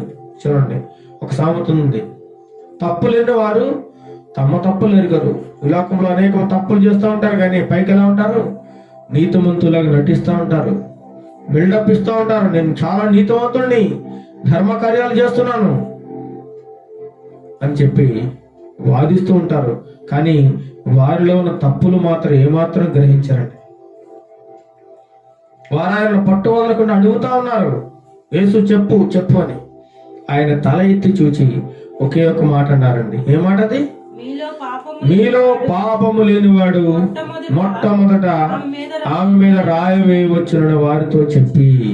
చూడండి, ఒకే ఒక మాట. మీలో ఎవరైతే పుట్టినది మొదలుకొని ఇప్పటి వరకు ఎటువంటి పాపము నేను చేయలేదు, నేను నీతివంతుణ్ణి, పరిశుద్ధుణ్ణి, నన్ను ఎవరు వేలెత్తి చూపించలేరు అని ఎవరైతే అనుకుంటారో, ఎవరికైతే ఆ ధైర్యం ఉందో, మొట్టమొదటిగా ఆమె మీద రాయేసేయండి, చంపేయండి, ఏం పర్వాలేదు.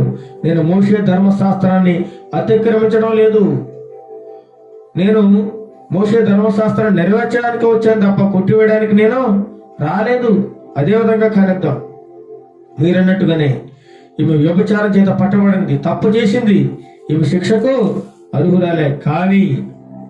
కానీ మీలో ఎవరు ఏ పాపం ఎప్పుడు చేయలేదా? మీరంతా నీతిమంతులుగా ఉన్నారా? ఎప్పుడు మీరు పొరపాట్లు, తప్పులు చేయలేదా మీ జీవితంలో? అలా ఎవరైతే చేయకుండా ఉన్నారో వారు మొట్టమొదటగా ఆమె మీద రాయేయండి అని యేసు ప్రభు వారు చెప్పి మరలా వంగి నేల మీద వ్రాస్తా ఉన్నారు. వారి పాపాల చిట్ట అంతా బయట పెడతా ఉంది. బయటపడుతూ ఉంది చిట్టా అంతా. వారు ఎప్పుడు ఏ నేరం చేశారు, ఏ రహస్య స్థలంలో ఎటువంటి పాపాలు చేశారో అవన్నీ భయపడుతూ ఉంది, బయటపడతా ఉన్నాయి అవన్నీ కూడా. వారు ఆ మాట విని, చదవండి, వారు ఆ మాట విని పెద్దవారు మొదలుకొని చిన్నవారి వరకు ఒకరి వెంట ఒకడు బయటకు వెళ్ళిరి. చూడండి ప్రియులారా, ఈ లోకంలో కూడా అనేక మంది చిన్న తప్పు చేస్తే చాలు వారందరినీ సమాజంలో, ఊర్లో నిందిస్తూ, వెలివేస్తూ, చాలా దూషణ మాటలు మాట్లాడుతూ ఘోరంగా అవమానపరుస్తూ ఉంటాం. కానీ అలా చేసే ముందు మనల్ని మనం ఒకసారి పరీక్ష చేసుకున్నావా? నువ్వు ఒకరి మీద వేలెత్తి చూపించేటప్పుడు నీ పరిస్థితి ఏంటి ఒకసారి గమనించుకున్నావా? ఏనాడు నువ్వు తప్పు చేయలేదా? ఏనాడు నువ్వు పాపం చేయలేదా?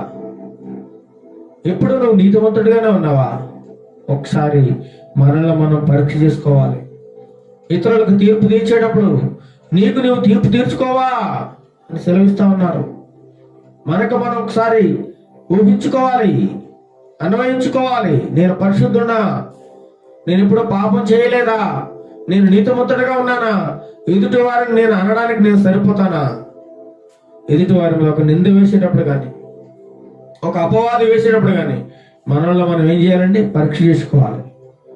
మనలో ఒకసారి మన యొక్క చరిత్రలో, జీవిత చరిత్రలో మనం చిన్నతనం నుంచి ఇప్పటి వరకు ఎటువంటి పాపము చేయకుండా ఉన్నామా అనే విషయాన్ని గ్రహించుకోవాల్సిన అవసరం ఎంతనే ఉంది ప్రియులారా. ప్రతి ఒక్కరు కూడా యేసుప్రభు వారు రాస్తా ఉన్నారు, ప్రతి ఒక్కరి పాపము. మనం అనుకుంటూ ఉన్నాం, నేను ఈ దొంగతనం చేస్తూ ఉన్నాను, ఎవ్వరూ చూడలేదు. నేను ఈ పాపం పని చేశాను, ఎవ్వరూ చూడలేదు. నేను ఒక వ్యక్తిని చంపేశాను, ఎవరూ చూడలేదు. ఒక వ్యక్తిని నేను చాటును దూషించాను, ఎవరూ చూడలేదు అని మనం అనుకుంటాం. కానీ దేవాది దేవుడు సమస్తాన్ని పరీక్షిస్తూ ఉన్నాడు, పరిశీలిస్తున్నాడు, చూస్తూ ఉన్నాడండి. ఆయనకి మరుగై లేదు. ఆయనకి సమస్తము తేటగా కనబడుతుంది, తేటగా. మనకైతే మన చూపు కొంతవరకు మాత్రమే కనబడుతుంది. ఆయన కళ్ళు భూలోకాన్ని, భూ ప్రపంచాన్ని మొత్తం చూస్తున్నాయండి ఆయన కళ్ళు. అంత గొప్పవాడు మన దేవుడు. ఆయనకి ఏమీ మరుగు లేదు, సమస్తం ఆయన చూస్తూ ఉన్నాడు. వీళ్ళ శాస్త్రులు, పరిచయులు ఏ పాపాలు చేశారు, వారు రహస్యకరమైన చీకటిలో ఎటువంటి ఘోరమైన అపరాధములు చేశారు ప్రభు వారికి స్పష్టంగా తెలుసు. ఆయనకి అన్ని తేటగా కనబడతా ఉన్నాయి. వారి యొక్క పాపాలన్నీ కూడా ఆ నేల మీద వ్రాస్తూ ఉన్నారు.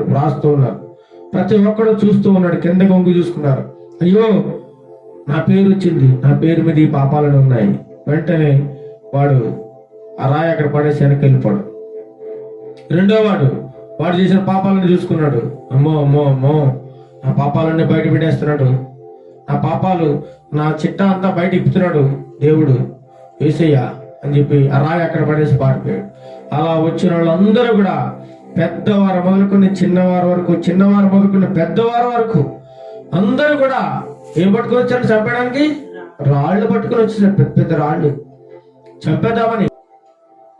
అయితే ప్రభు వారి పాపాలన్నీ బయట పెట్టగా అందరూ కూడా ఆ పాపాలు చూసుకుని, అయ్యో, నేను ఇంత ఘోర పాపని, నేను ఈమె మీద రాయి వేయడానికి అర్హుడను కాదు, నేను ఈమె కంటే ఘోరమైన పాపం చేశాను అని చెప్పి ప్రతి ఒక్కరు కూడా ఆ రాళ్ళన్నీ అక్కడ పడవేసి ఏం చేశారంటే వెనక్కి తిరిగి వెళ్ళిపోయారు. మళ్ళీ కనబడలేదు వారందరూ కూడా. ఒకరి వెంట ఒకడు ఏం చేశాడు? బయటికి వెళ్ళిపోయారట. అంటే అక్కడ ఎవరు మిగిలారు చెప్పండి? యేసు ఒక్కడే మిగిలేను, యేసు ఒక్కడే. నీ పాపాన్ని రక్షించేది యేసు ఒక్కడే, ఇంకెవ్వరూ లేరండి. నీ దోషాన్ని పరిహరించేది కేవలం యేసయ్య మాత్రమే, యేసు ఒక్కడే. నేను తప్ప వేరొక దేవుడు లేడు లేడు లేడు, ఉండకూడదు అని ప్రభువారు ధైర్యంగా సెలవిస్తున్నారు. భూమి ఆకాశం సృజించిన దేవుడు, సర్వస్వాన్ని కలుగు చేసిన దేవుడు ఒక్కడే. ఆ ఒక్కడు ఎవరండి? యేసు ప్రభువు, దేవాది దేవుడు. ఆయన ద్వారా మాత్రమే మనందరము భూలోకానికి వచ్చాము. కాబట్టి యేసు ఒక్కడే మిగిలారు. ఎన్నో విధాలుగా, శత విధాలుగా ప్రభు వారి మీద నేరం మోపాలని ఆయన శోధిస్తూ ఆయన అవమానపరచడానికి శాస్త్రులు, పరిచయులు బయలుదేరారు. సమాజం అందరి ముందు ఆయన్ని అవహేళన చేద్దాం అనుకున్నారు. చివరికి వారు ఏమైపోయారండి? అవహేళనకు గురైపోయారు. వాళ్ళే ముఖాన్ని చిన్నపుచ్చుకొని ఒకడు వెంట ఒకడు సైలెన్స్గా వెళ్ళిపోయారు తలదించుకొని. ప్రియులారా, ప్రభువారు అంటారు, నాలో పాపం ఉన్నదని మీలో ఎవడు స్థాపించగలడు? ఎవరైనా నిరూపించగలరా? ఎవరు నిరూపించలేరు. అలా ఈ లోకంలో చెప్పిన ఎవరు లేరండి ప్రపంచంలో. దేవుళ్ళని పిలువబడుతున్న వారు ఎవరు కూడా, నేను నీతిమంతుణ్ణి, నాలో ఏ పాపము లేదు, నేను పుట్టిన మార్గం ఎటువంటి పాపము చేయలేదు, నేను పాపరహితుడును అని చెప్పి ఎవ్వరూ చెప్పలేదు. కేవలము ప్రపంచ చరిత్రలో చూసినట్లయితే కేవలం యేసు ప్రభు వారు మాత్రమే నేను నీతిమంతుణ్ణి, నాలో ఎటువంటి పాపము లేదు, నేను పరిశుద్ధుడిని అని ఒక స్టేట్మెంట్ ఇచ్చారంట ప్రపంచానికి. అందుచేతనే ఆ నీతిమంతుడిని, ఆ పరిశుద్ధుడిని ఈనాడు అనేక మంది ప్రపంచ దేశాలన్నీ కూడా నమ్ముకుంటున్నాయి. ఎన్నో ఎన్నో ఎన్నో వేల మంది, లక్షల మంది ప్రభువుని స్వీకరిస్తూ ఉన్నారు. భయంకరమైన విగ్రహాలు చేసేవాళ్ళు కూడా కులమత భేదము లేకుండా ప్రతి ఒక్కరూ ప్రభువు నమ్ముకుని ప్రభు మార్గంలోకి వచ్చి ఆయన చెప్పిన విషయాలను పాటిస్తూ ఆ నిత్య రాజ్యానికి నిరీక్షణ కలిగి అనేక మంది జీవిస్తూ ఉండడం మనం చూస్తూ ఉన్నాం ప్రియులారా. కాబట్టి వ్యభిచారం చేసిన స్త్రీని ఆ రోజుల్లో రాళ్ళు రువి చంపమని మోషే ధర్మశాస్త్రం చెబుతుంది. ఓ యేసు, నువ్వేం చెప్తావు అని ప్రభువారు నిలదీసి అడిగినప్పుడు, ఆయన మీద నేరం మోపాలని శోధిస్తూ అడిగినప్పుడు, పట్టు వదలకుండా అడిగినప్పుడు ప్రభువారు ఒకే ఒక మాట సెలవిచ్చారు, మీలో ఎవరు పాపము లేని వారుగా ఉన్నారో వారు మొట్టమొదట ఆమె మీద రాయి వేయవచ్చును, మొట్టమొదటిగా రాయి వేయవచ్చు అని చెప్పారు. అంటే ప్రభువారు మోషే ధర్మశాస్త్రాన్ని అంగీకరించి వారిగా ఉన్నారు. మోషే ధర్మశాస్త్రాన్ని కొట్టివేయడానికి రాలేదైనా, నెరవేర్చడానికి వచ్చారు. కాబట్టి ఆ యొక్క వాగ్దానాన్ని తప్పకుండా నెరవేర్చడానికి వచ్చారు. కాబట్టి మొట్టమొదట రాయి వేయండి అంతే తప్ప వద్దు మోషే ధర్మశాస్త్రం ఏమీ లేదు, అది దాన్ని కొట్టేసేయండి, అప్పుడు ఏదో అలా రాశారు కాబట్టి ఇప్పుడు అది వర్తించదు అనే మాట అనలేదండి ప్రభువారు. సరే, మనం పాటిద్దాం మోషే ధర్మశాస్త్రాన్ని, కానీ మీలో పాపము లేనివాడు ఆ మీద రాయవేయని చెప్పినప్పుడు ఎవరైనా ఉన్నారండి అక్కడ? ఎవ్వరు లేరు. ఆ మాట విన్నగానే వెంటనే ప్రతి ఒక్కడు కూడా పెద్దవారి వరకు చిన్నవారి వరకు ఒకరి తర్వాత ఒకడు బయటికి వెళ్ళిపోయినట్టుగా కనబడుతుంది. యేసు ఒక్కడే నిలబడ్డాడు. ఇంకెవరున్నారండి? ఆ స్త్రీ కూడా ఒకతే నిలబడి ఉంది. ప్రభు వారు అడుగుతా ఉన్నారు. యేసు తల ఎత్తి, అమ్మా వారు ఎక్కడున్నారు అడుగుతా ఉన్నారు. ఆ స్త్రీ, అమ్మా వారు ఎక్కడున్నారు? ఎవరు నిన్ను ఏం చేయలేదా? ఎవరు నిన్ను కొట్టలేదా? రాయలు వేసి చంపలేదా? ప్రభు వారు అడిగినప్పుడు ఆమె ఏమంటుంది? లేదు ప్రభువా, నన్ను ఎవరేం చేయలేదు. ప్రభువారు మన పక్కనుంటే మనల్ని ఎవ్వరు ఏమి చేయలేరు. ప్రభు నీ పక్కనుంటే ఎంతటి దుర్మార్గుడైనా, ఎంతటి సాతాను సంబంధ అయినా సరే నిన్ను ఏమి కదల్చలేడు, నిన్ను కదపలేడు. ప్రియులారా, ప్రభు నీ పక్కన ఉండాలి. ప్రభువారు ఆనాడు వ్యభిచార స్త్రీ ప్రక్కన ఉన్నాడు. వ్యభిచార స్త్రీని ఎవరు ఏమి ముట్టలేకపోయారు. కనీసం ఒక చిన్న రాయి కూడా ఆమె మీద వేయలేకపోయారు. ప్రభు ఉంటే నీకు గొప్ప అభయం, ప్రభు ఉంటే నీ పక్కన కొండంత బలం, ప్రభువు నీ దగ్గర ఉంటే, నీ పక్కన ఉంటే ఈ లోకమంతా నువ్వు జయించగలవు. అంత శక్తి దేవుల్లో ఉంది. కాబట్టి ప్రభువారు ఎవరు నేనేం చేయలేదమ్మా అని అడిగినప్పుడు ఆమె లేదు ప్రభు అన్నది. అందుకు యేసు ప్రభు వారు అంటున్నారు ఒకే ఒక మాట, నేను నీకు శిక్ష విధింపను.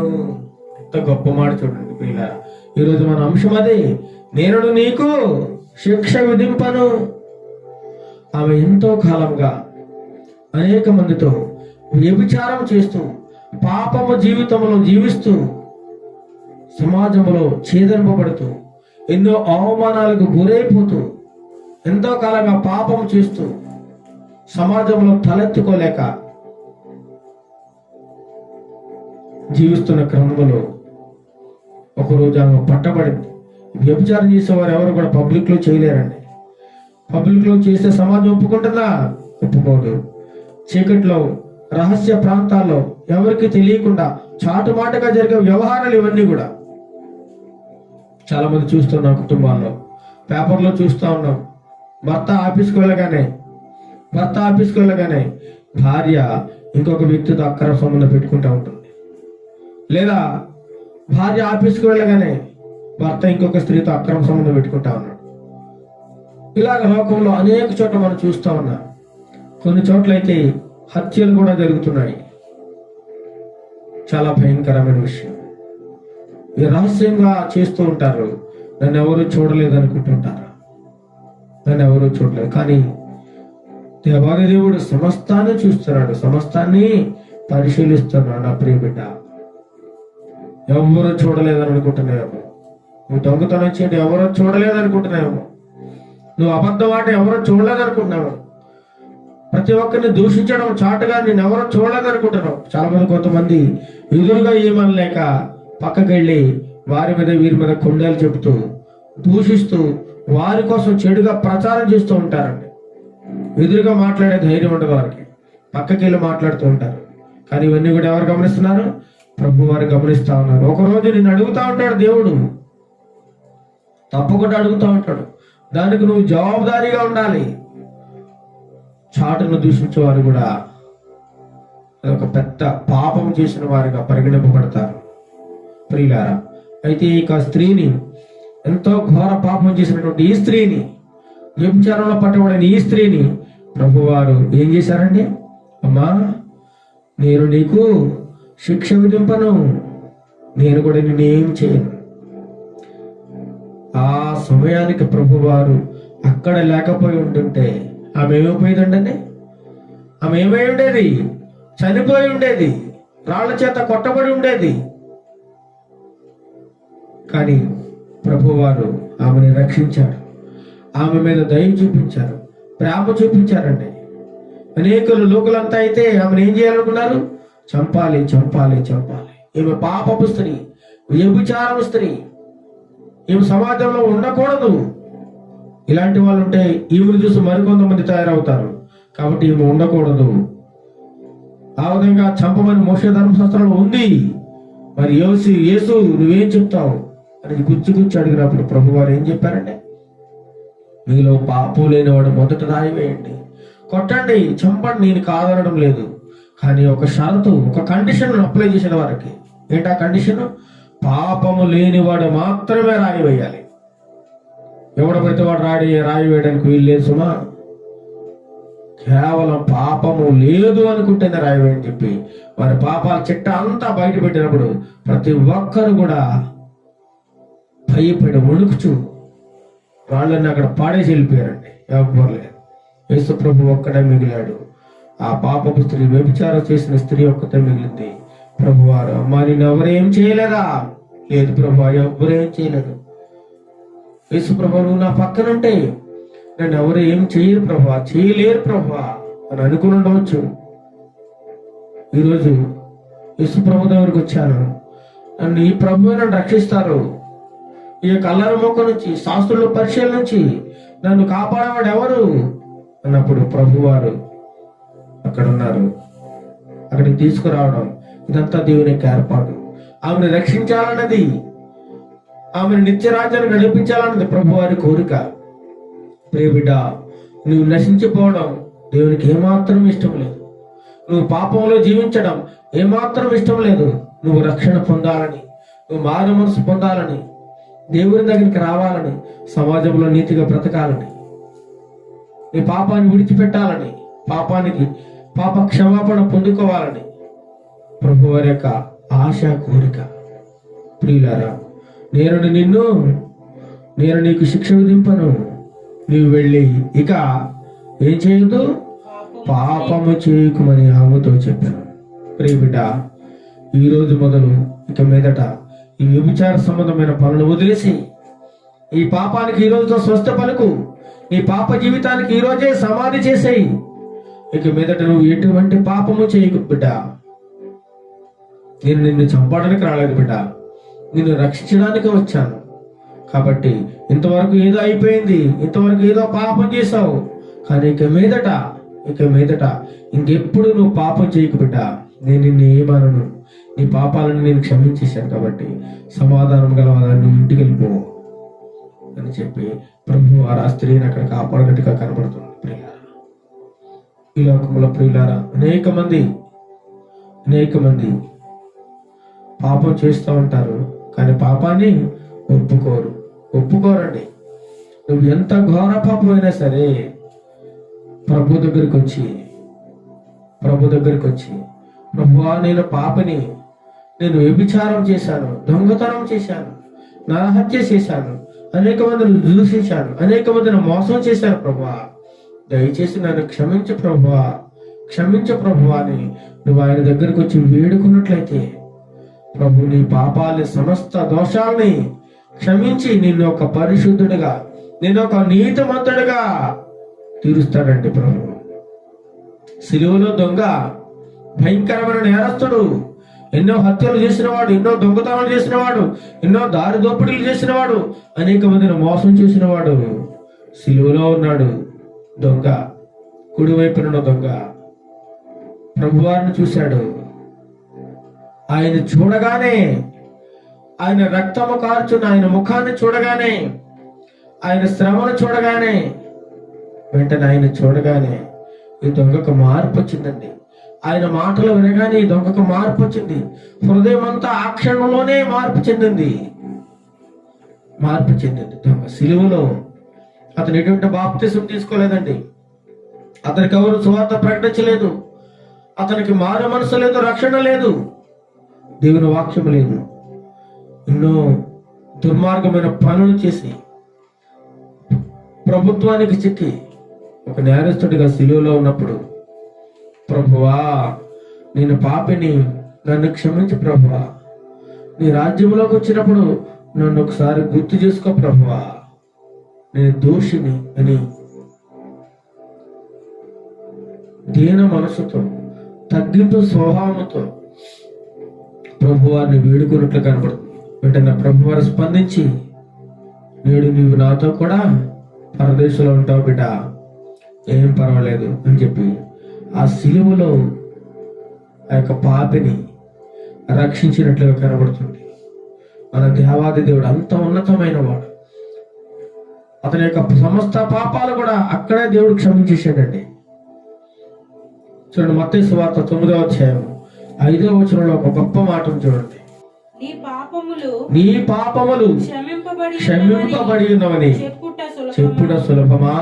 చూడండి, యేసుప్రభు వారు ఒక పక్షవాయువు గలవారిని యేసుప్రభు దగ్గర తీసుకొచ్చారు. మంచాన పట్టేస్తున్నాడు ఎంతో కాలంగా. లేవలేని స్థితిలో ఉన్నాడు, భయంకరమైన స్థితిలో ఉన్నాడు ఆయన. అయితే ప్రభు వారి దగ్గరికి అతన్ని తీసుకొచ్చారు. మంచం పట్టి ఉన్నాడు. ఒకడు యేసు దగ్గర తీసుకొచ్చి నమ్మకంతో జనులందరూ పక్షవాతంతో ఉన్నవాడు పట్టుని ఒక ఆయన దగ్గర తీసుకొని వచ్చినప్పుడు యేసు వారి విశ్వాసం అంతా చూసి, కుమారుడా ధైర్యంగా ఉండవు, నీ పాపములు క్షమింపబడి ఉన్నవని పక్షవాయువు గలవంతో చెప్పాడు. వెంటనే చూడండి, అతను ఎంతో కాలంగా పాపం చేసి ఉండవచ్చు. తన పాపానికి ఫలితంగా ఒక పక్షవాయువు అనే రోగం వచ్చి ఉండవచ్చు. ఆ రోగంతో మంచాన్ని పట్టేసేసి ఎంతో కాలంగా వేదన పడుతూ నరకయాత్ర అనుభవిస్తూ ఉన్న క్రమంలో కొంతమంది ఆయన దగ్గర తీసుకుని వచ్చినప్పుడు, ఎందుకు తీసుకొచ్చారంటే ఆయన్ని ప్రభు వారి దగ్గరికి వెళ్తే స్వస్థత కలుగుతుంది, రక్షణ వస్తుంది, పాప క్షమాపణ కలుగుతుంది అనే ఒక సదుద్దేశంతో తీసుకుని వచ్చినప్పుడు వారి విశ్వాసాన్ని చూసి, కుమారుడు ధైర్యంగా ఉండు, నీ పాపాలను క్షమింపబడ్డాయి అని చెప్పినప్పుడు శాస్త్రుల్లో కొందరు వచ్చి,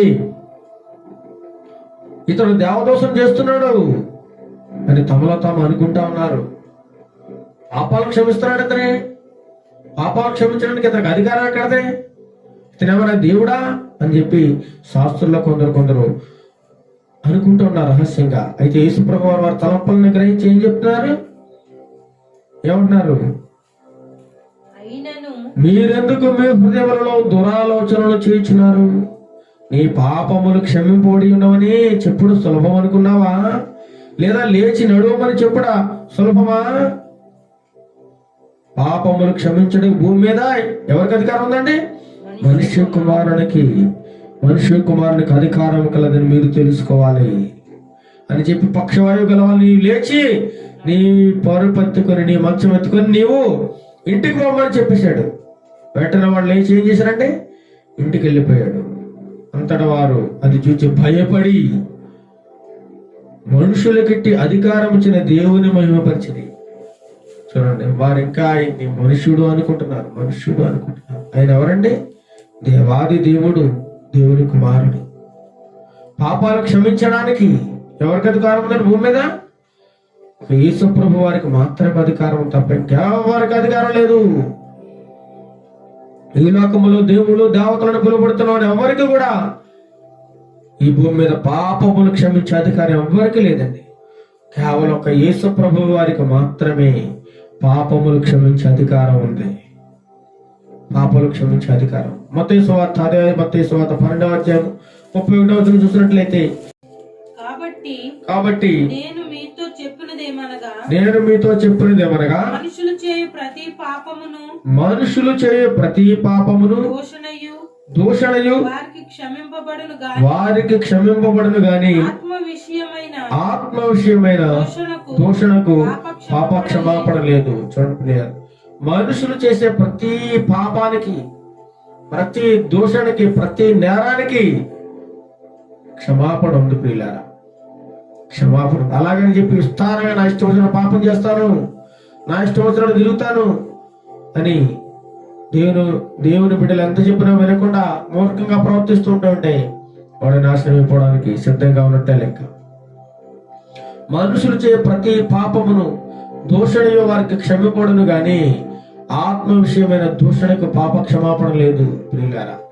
ఎవరైతే పరిశుద్ధాత్మను దూషిస్తూ ఉంటారో, పరిశుద్ధాత్మ విషయంలో పొరపాట్లు చేస్తారో, దేవుని ఆత్మను ఎవరైతే దూషిస్తారో వారికి మాత్రం పాప క్షమాపణ లేదు అంటున్నాడు ప్రభు. మనుష్య రీతిగా నువ్వు ఎటువంటి పాపం చేసినా పర్లేదు, కానీ ఆత్మ సంబంధంగా నువ్వు ఎటువంటి పాపం చేయకూడదు ప్రియులారా. అలా నువ్వు పాపం చేసినప్పుడు నిన్ను క్షమిస్తాడు.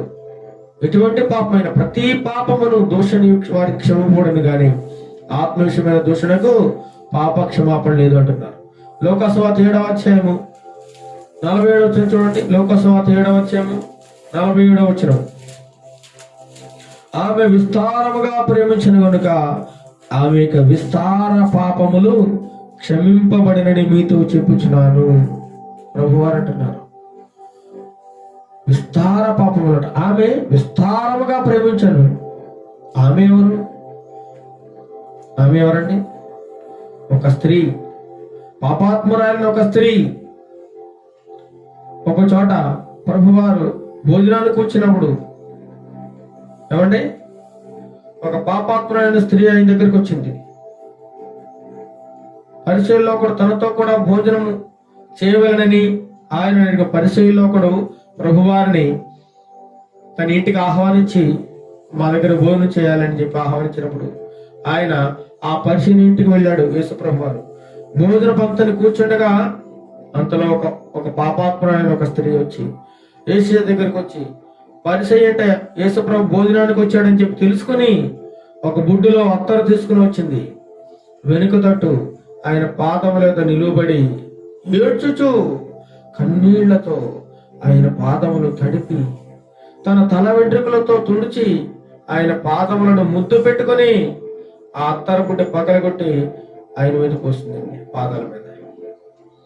ఆయనను పిలిచిన పరిచయుడు చూచి, ఈయన ప్రవక్త అయిన యెడల తన్ను ముట్టుకొనని ఈ స్త్రీ యువతయో ఎటువంటిదో ఎరిగి ఉండుము, అది పాపాత్మురాలు అని తనలో తాను అనుకుంటా ఉన్నాడు.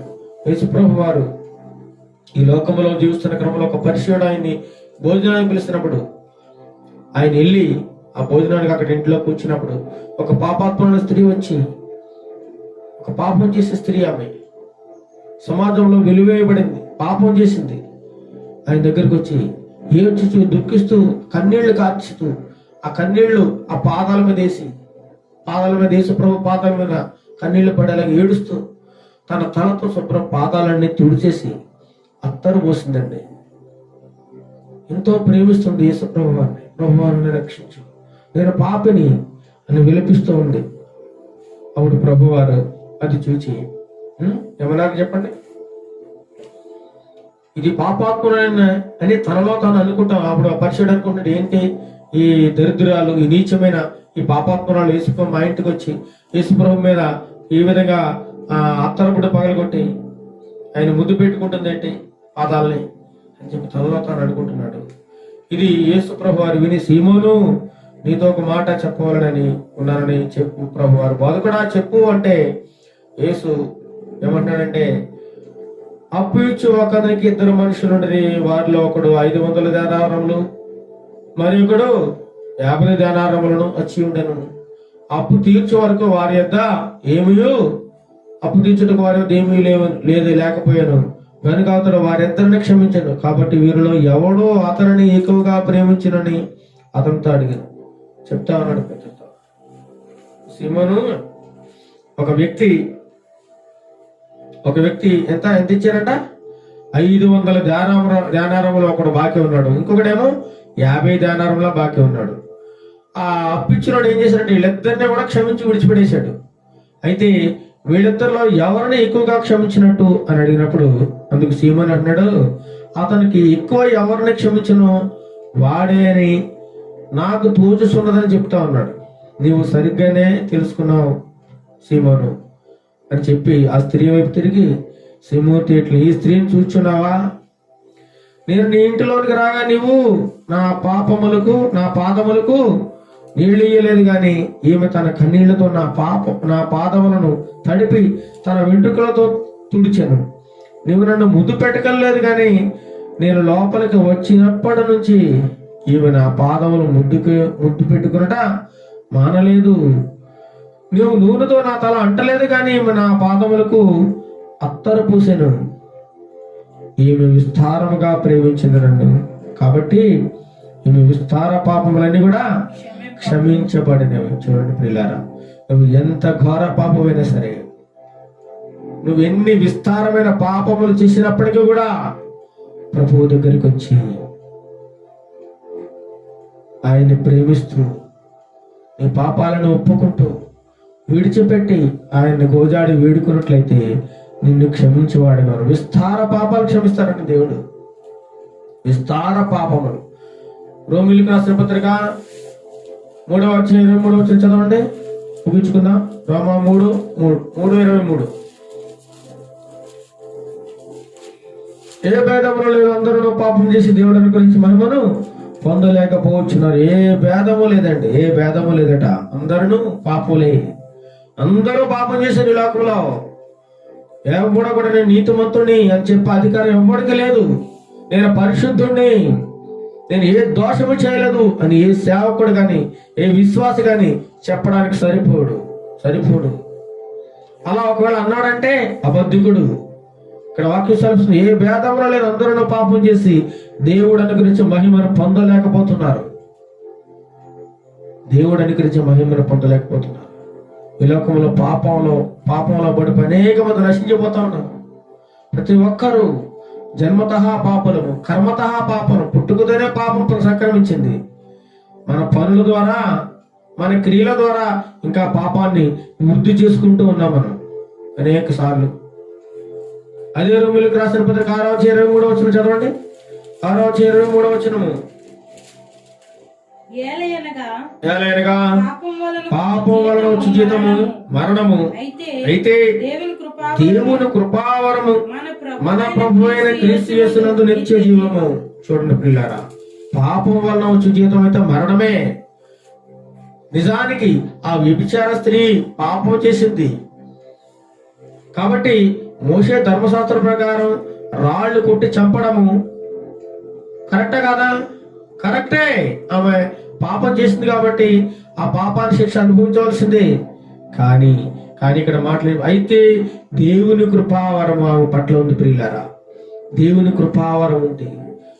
మనం ఎంత దుర్మార్గులమైన ఈ రోజుల క్షేమంగా ఉన్నామంటే, ఎంత పాపలమైన ఈ రోజుల బతికి బట్ట కొడుతున్నామంటే కేవలము దేవుని కృప, ఆయన కృపా వరము ద్వారా మనం ఇంకా బ్రతికున్నాం ప్రియులారా. పాపం చేసిన వాళ్ళందరినీ చంపేయాలి, నాశనం చేయాలి అని అనుకుంటే ఈ భూలోకములు ఎవడో మిగలడు, ఎవరో మిగలడు. చిన్నాళ్ళ నుంచి పెద్దల వరకు అందరూ నాశనం అయిపోవాలి. లేదు ప్రియులారా, పాపులని రక్షించడానికి యేసుప్రభు ఈ లోకానికి వచ్చాడు. యేసుప్రభు వారి యొక్క ముఖ్య ఉద్దేశము పాపాన్ని ద్వేషిస్తాడు, పాపిని మాత్రము అమితంగా ప్రేమిస్తున్నాడు. ఆయన అమితంగా పాపులను ఎంతగానో ప్రేమిస్తున్నాడు ప్రియులారా. కానీ ఆయనకి పాపం అంటే ఇష్టం లేదు. పాపాన్ని మాత్రం ఇష్టపడాడు. ఆయన పాపిని ప్రేమిస్తాడు. ఏ భేదము లేదు. అందరూ పాపం చేసి దేవుడు అనుగ్రహించమని పొందలేకపోతున్నారు. పాపం వలన వచ్చే జీతం మరణం అయితే దేవుని కృపావరము. నిజంగా నువ్వు పాపం చేసి ఆ పాపంలోనే ఉన్నట్లయితే నువ్వు తప్పకుండా మరణం అయిపోతావు, నాశనం అయిపోతావు. లేదా ఆ పాపాన్ని ఒప్పుకొని ఆ యొక్క పశ్చాత్తాపం పొంది ప్రభు దగ్గరికి వస్తే దేవుని యొక్క కృపావరం సిద్ధంగా ఉంది నిన్ను యేసుక్రీస్తు నిత్య జీవములో నడిపించడానికి. ప్రియులారా, హెబ్రీయులకు రాసిన పత్రిక 8వ అధ్యాయము హెబ్రీ 8:12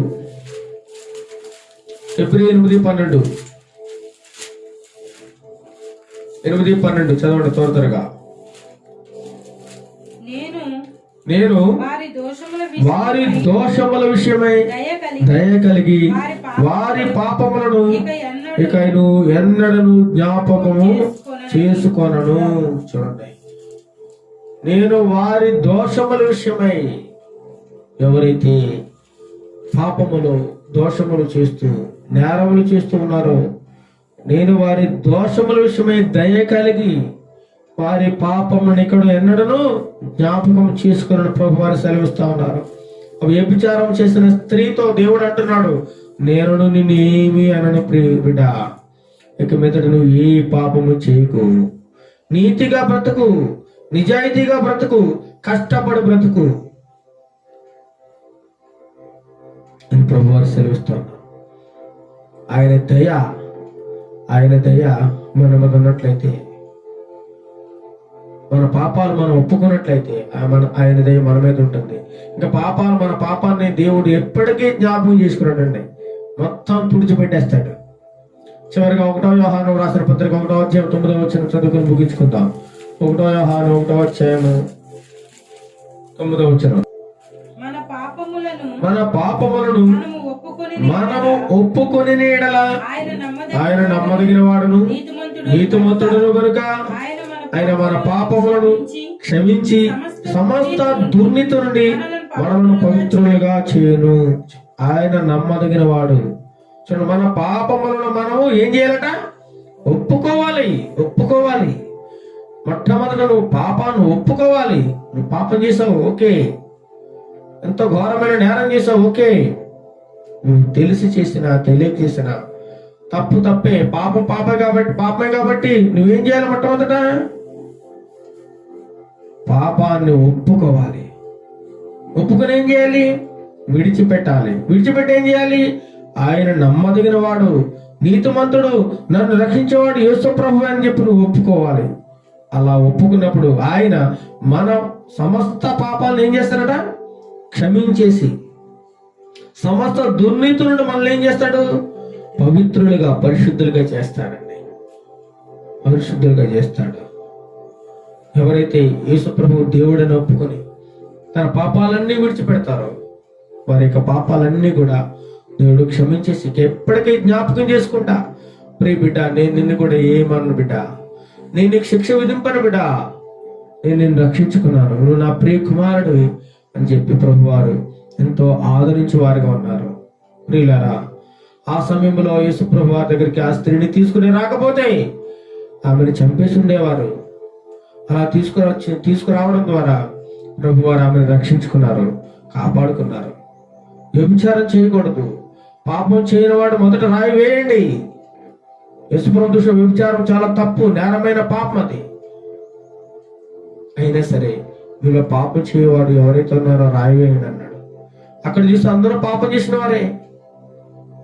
ప్రతి ఒక్కరి పాపం నేల మీద కనబడతా ఉంది. వాళ్ళ రహస్య పాపాలన్నీ దేవుడు బట్టబయలు చేస్తా ఉన్నాడు. ప్రతి ఒక్కరు తను తీసుకొచ్చిన ప్రతి ఒక్కరు ఆయన అక్కడ పడేసి వెళ్ళిపోయారు. పైకి ఇది నీతిమంతులుగా నటిస్తూ వచ్చారు. మేము నీతిమంతులము, గొప్ప శాస్త్రులు, పరిశీలన కదా అని అహంకారంతో వచ్చారు. ఈ లోకంలో ప్రియులారా అనేక మంది చూస్తూ ఉంటారు. కొంతమంది దైవ సేవకులు, నేను ప్రవక్తని, అపోస్తలుడిని, నేను ఈ కాలానికి ప్రవక్తని, నేనేం చెప్తే అదే వేదము, దేవుడు నాతో మాట్లాడాడు.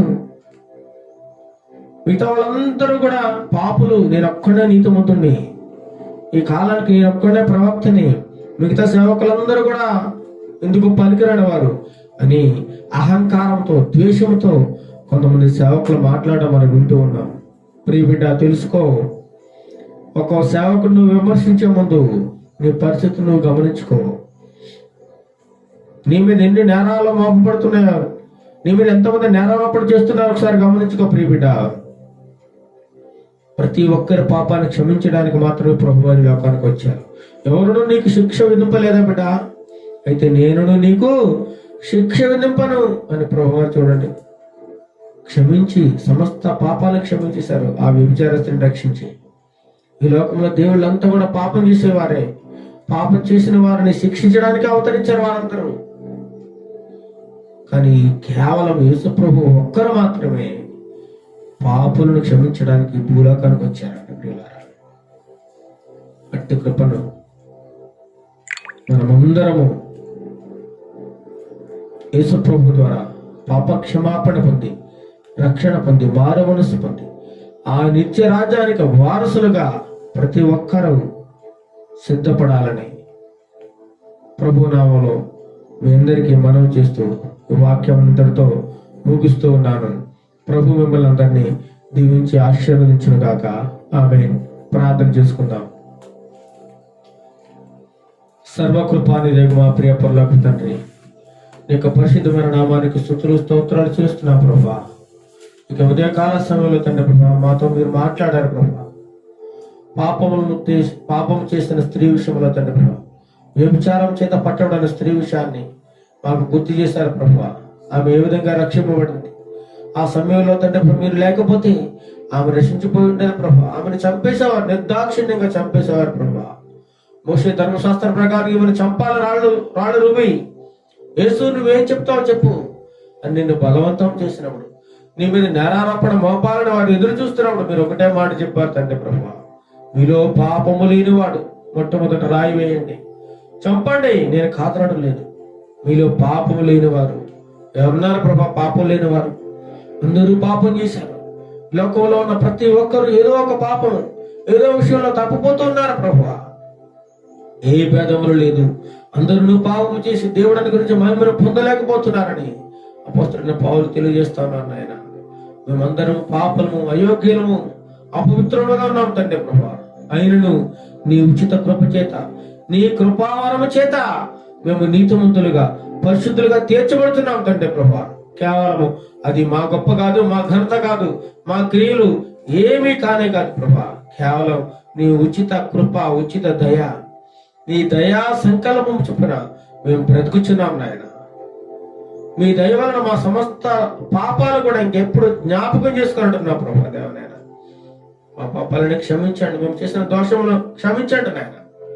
ఎవరైతే పాప శాపములో, మురికి కోపములో, ఈ లోకమనే పాపములో ఎవరైతే కూరుకుపోతున్నారో ప్రభువా, వారందరితో మీరు మాట్లాడండి, వారందరినీ మీరు రక్షించండి నాయన. వారి పాపమును విడిచిపెట్టి నీ దగ్గరికి వస్తే నువ్వు క్షమిస్తావు ప్రభువా.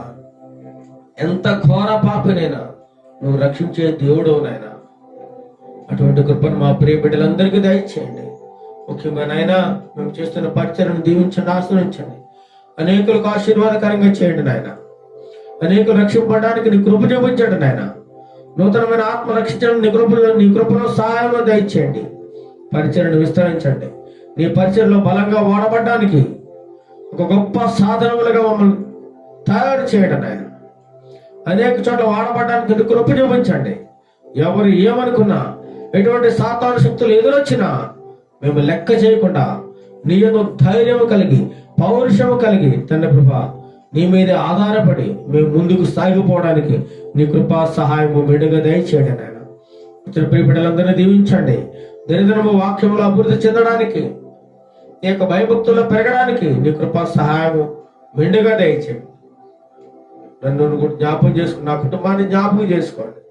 ఇలా ఉన్న ప్రతి ఒక్కరిని జ్ఞాపకం చేసుకోండి. ఎవరు ఏ సమస్యల్లో ఉన్నారో, ఏ అప్పుల బాధల్లో ఉన్నారో, ఎటువంటి క్లిష్ట పరిస్థితుల్లో ఉన్నారో, ఎటువంటి అనారోగ్య పరిస్థితుల్లో ఉన్నారో ఒకసారి జ్ఞాపకం చేసుకోండి. ఎంతో మంది నీ ప్రియబిడ్డల ఆసుపత్రుల్లో రకరకాల మరణకరమైన బాధల్లో, వేదనలో, శోధనలో ఉన్నారు ప్రభా. ఒక్కసారి వారిని జ్ఞాపకం చేసుకుని వారికి సహాయం చేయండి. ఎంతో మంది దిక్కులేని వారు అనాథలు ఉన్నారు ప్రభా. వారిని ఒకసారి జ్ఞాపకం చేసుకోండి ప్రభా. వారిని ఆదరించండి నాయన. సహాయం చేయండి, కృప చూపించండి. ప్రతి మోకాలు యేసునామములో వంగడానికి, ప్రతి ఒక్కరు యేసు ప్రభు దేవుడిని ఒప్పుకోవడానికి కృప చూపించండి, సహాయం చేయండి నాయన. దీవించండి. ఎంతమంది అయితే వాక్యాన్ని వింటున్నారు, ప్రతి ఒక్కరి హృదయాల్లో ఇది ఫలించడానికి కృప చూపించండి.